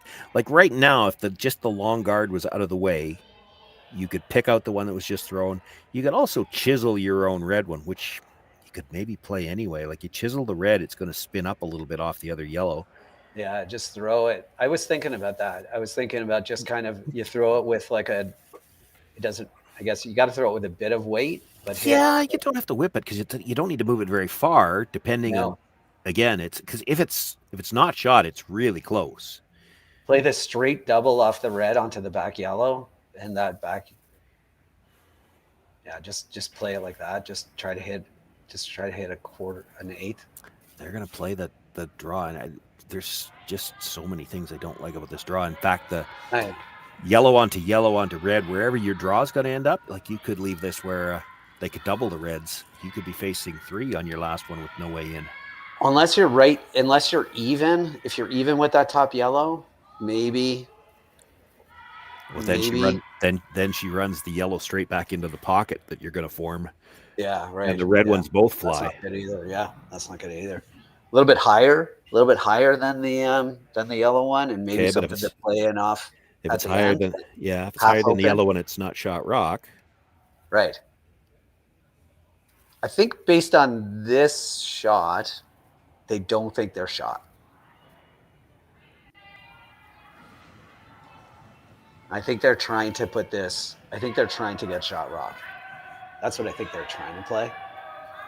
I don't think that they're. I don't think or they're just playing a straight guard. This looks are they guarding the race? Was that the call? That's the one thing when you get a timeout, you don't get a chance to see what they're not gonna point and tell you what they were playing. I don't think based on the weight that they were guarding the rays, but. Well, I'm sure they weren't playing that. No, pretty much. I don't think anybody's sure who shot rock. There's just been too many people looking at it. And are they close enough to hit half of that top red now and still drive it back in? Like, yes. Do they still play that? Because they drag a little bit. Yeah. So like you can play this. You don't have to play this with a ton of weight either. You hit and roll just to take away the in-turn draw completely. And you might. Can you make it with 3/4 on that top one? Or do you have to hit it a bit thinner? Zoom out a little bit. Thinner or thicker? We're trying to figure out who shot. Yeah, it's close. I'm not sure if it matters to who shot as to what you play here. You also I'm saying if you hit 3/4 of the top red, and if you hit 3/4 of the top red, does the yellow come back and get a piece? Well, they're close enough together that I think it probably drags. So maybe it does. Yeah, that's what I think too. What I'm looking at is, do you have to throw it that hard though? Like you could throw. Yeah, no, I agree. Red onto yellow with.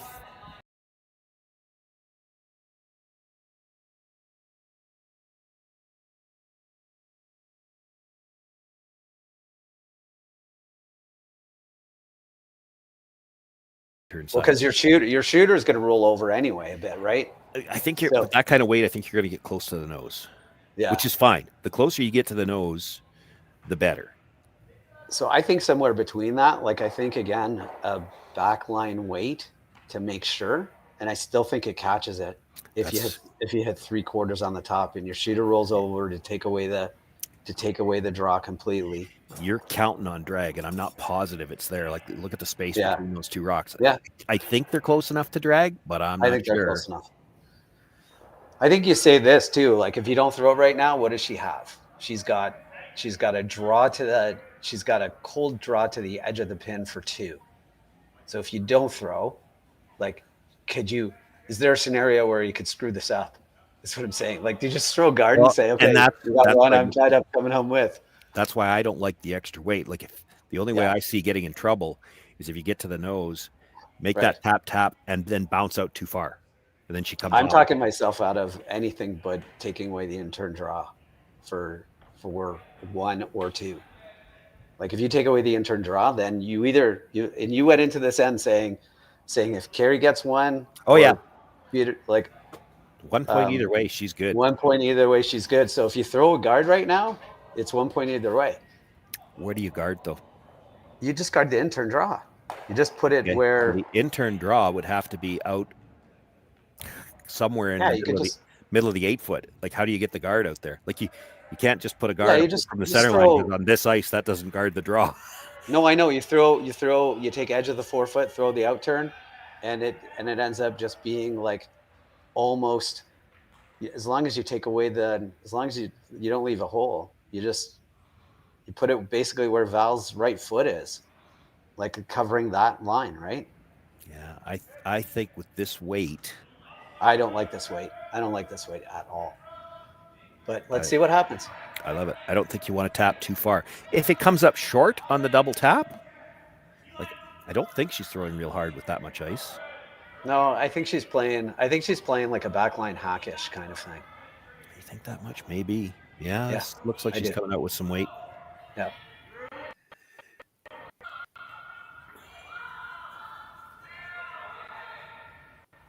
It's got a curl.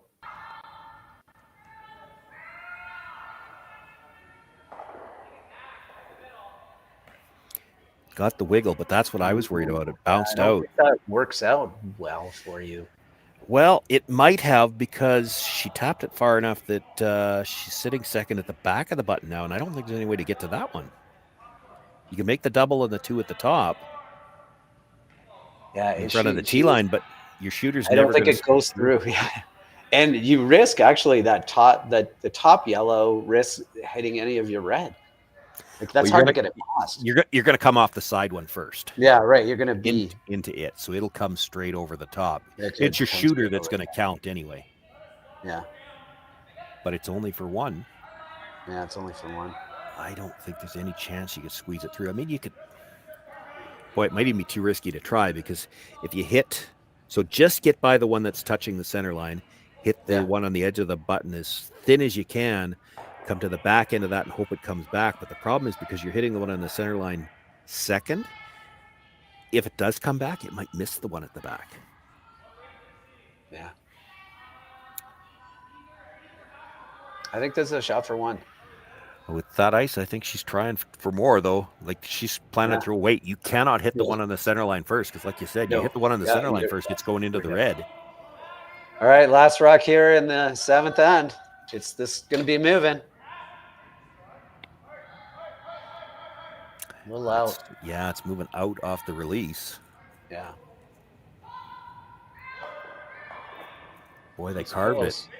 Yeah. That was what I was worried about. That was the danger. It spilled the other way off the second stone, and it's a steal of 2.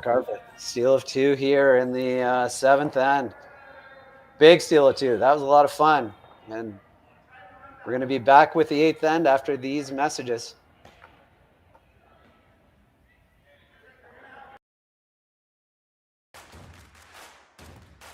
Imagine being able to stream every curling game from every sheet from any event, be it your Wednesday league game, bonspiel, or corporate event.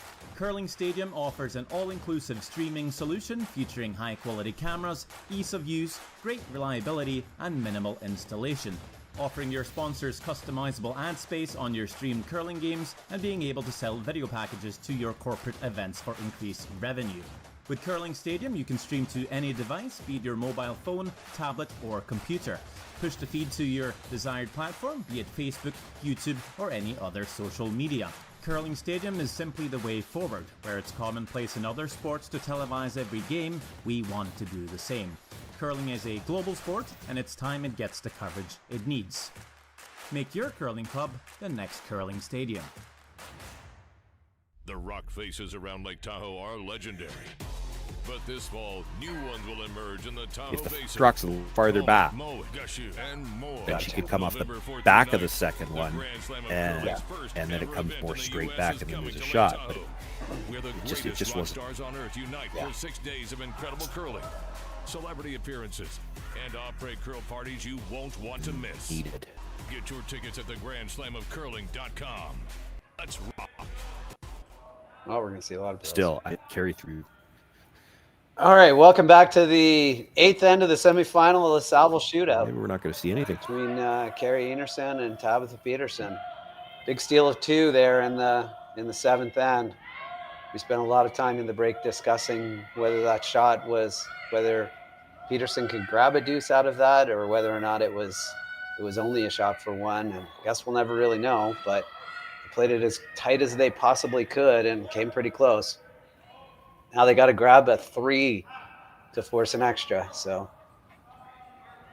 Matt Hames here with Sean Joyce. Sean, lots of conversations about that last end. It was a really fun end and lots of execution until the very end.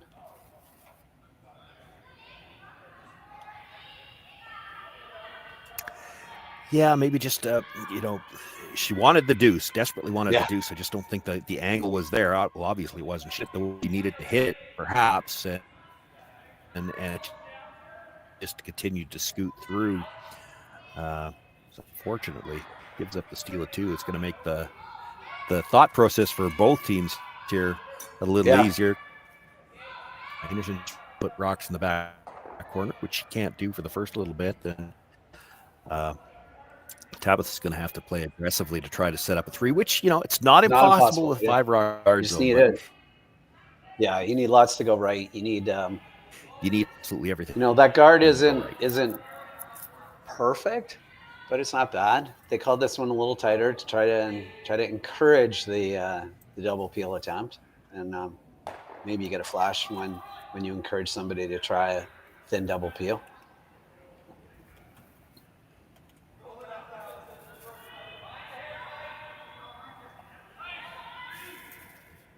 Never really sure where to go with this rock. Einarson's deciding to just try to choke off the higher guard here. Come around, be wide open, top 8 foot.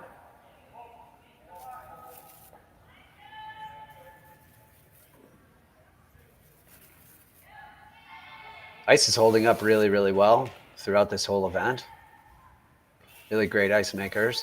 Lots of curling going on too this weekend. Lots of the Oakville Stew Cells is happening. So if you want to see any of those scores, just go to curlingzone.com and check out the scores.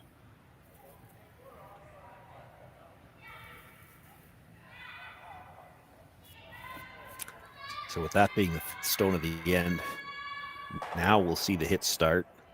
Yeah.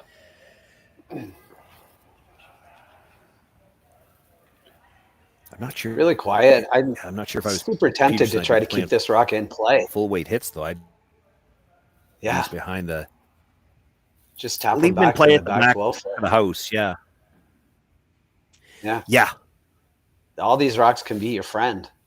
You don't have to get rid of your friends. You want to get rid of your enemies, not your friends. I think this is a little bit too strong of weight. You don't need to make this rock go away. You're right. You could ignore them. I get it. It's the tip.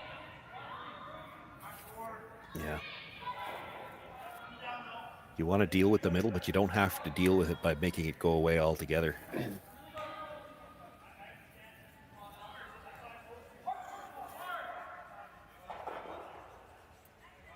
Yeah.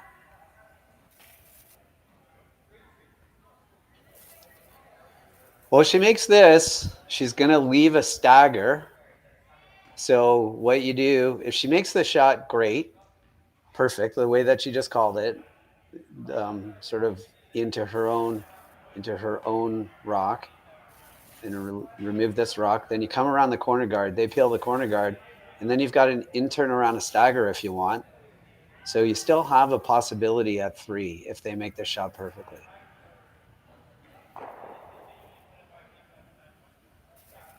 Still have that chance. Come around this corner guard, right where she tapped it. They peel the corner guard, and then you can come around this out. You can come around this out-turn stagger to the back 12 foot. Yeah.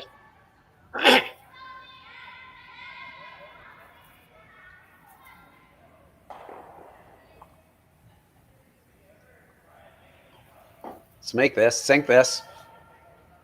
She probably peels the guard. If you can make it perfectly, she probably peels the guard. Yeah, I would think so. And then you can come around the other guard if you want. Oh, that's not. It's not the end of the world because the double peel is probably coming into the yellows, right? Yeah, I don't think you can double peel here, so it's not the end of the world, but you are running out of rocks. There's nothing really good on those. I know there's 2 of them. I'd be tempted to peel the other side. Peel the It long one doesn't on the look other like side it, and have yeah. your shooter come into those. Yeah. Like everything is so grouped on that side right now. The angle on the reds comes into the yellows, and that's maybe what she doesn't like. So you peel just one of them.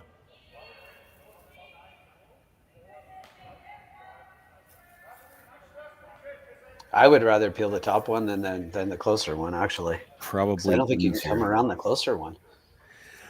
Well, I think you can, but I think the issue is you come off the closer one, you're probably disturbing your own rocks in the middle, and you'd hate to do something for her, like push one of your own rocks behind the tee line. Right. This way, it's just a straight peel. You roll the shooter all the way across and out of play. Yeah.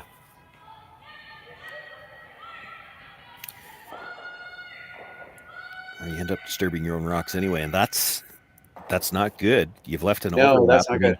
Those yellow rocks can be used as a guard later on. Yeah. Gonna have to use them pretty soon. I think you come around this high guard, try to make it, they peel it, then you can come around this in-turn stagger. Yeah, and you might have to do it that way because I'm not sure you get around the stagger while that corner guard's still there. Yeah, I don't think you can. I don't think you gain anything by coming around the in-turn. They think you can get around this. I don't. I don't. We're gonna find out, John. It looks tight to me, but it's. Well, this is one of those ones where if you've got it in your repertoire, you maybe throw a little bit more positive on the handle. Yeah, a little bit in out action. Yeah, because you got to hold it. After you get by the red guard, it's got to hold the line well enough to get by the stones at the top of the 12-foot. And then once it's by the yellows, you can try to carve it in behind. Back 12-foot is fine. Yep. It's gonna back 12-foot is fine because it's gonna force them to rip their own guards, like peel their own guards. But I don't know. They're pretty tight to the outside one. Oh, that is some good sweeping right there. Yeah, got there. Can you pick it? Well, do you have to? Yellow onto yellow. How do you miss the red? Yeah. Just hit that. Yeah, you're right. Pretty hard to miss the red. Heck of a shot. It needed to be deeper. Proved us wrong. Yeah, needed to be deeper. Proved us wrong. Though got through the port. Really just got to make contact with his top yellow and the red's gone, right? Maybe it's just everything is going to go. And then all your next three have to count.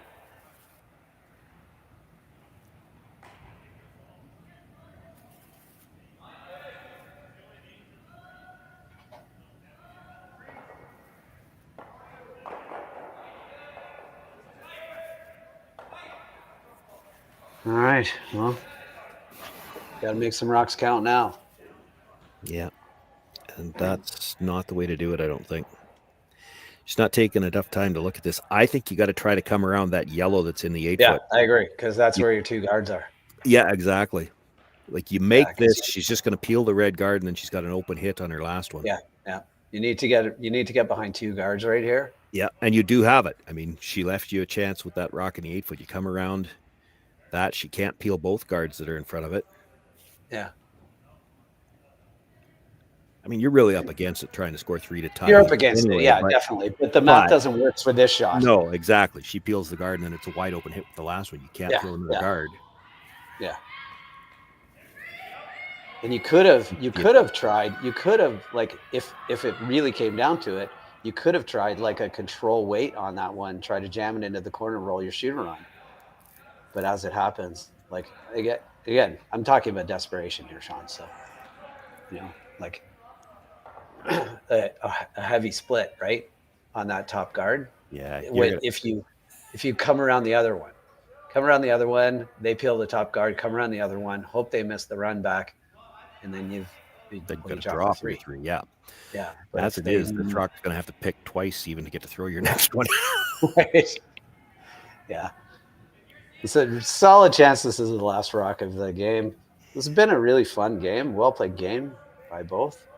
It's a little tough shot in the 7th that she's going to want back.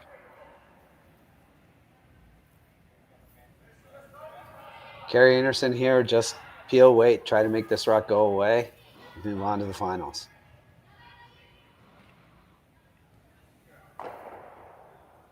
And there we go.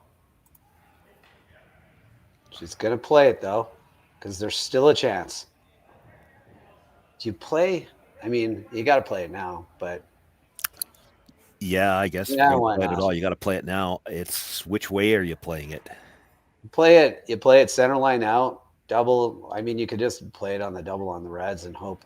It's Kerri the misses. same shot the other way. You're playing the wick Yeah. the red to jam it one way or the other. Yeah. And your shooter's got to come across and get the other yellow stone. Yeah. None of this is good. What I was thinking is, and what you were agreeing is, if on that previous one you play the come around the corner guard, this shot is still always there. It's not going anywhere. But, Yeah, true. I don't think you'd ever been in a spot where you'd ever had to play this, though. You make the come around to the back 8. yeah. You just bury one, and they peel the red, or they peel the yellow, and then you put another one in there. They peel that out, and then maybe you play this for your. I think they would have peeled the red. You make the come around, they peel the red, you come around the guard, and they're going to play the short they run run back the on their own, right? I agree. That's the way. I'm trying to write out a scenario where you might have played this. That's game. Pretty tough shot. Really fun game, Sean. In this Saville Shootout semifinals between Kerri Einarson and Tabitha Peterson. Really fun game. Einarson wins and heads off to the final. So, any last thoughts? They're going through on a roll. They're 6-0, and they must have some fresh players because they've been rotating through. So it'll be an exciting final. We're going to find out in just a few minutes who they're going to be playing against. Yeah, so stay tuned to Curling Zone to see what time the final is and who's in the final, and we'll see you there for the final game. Thanks, Sean. Thanks, everybody, for watching, and we'll talk to you soon.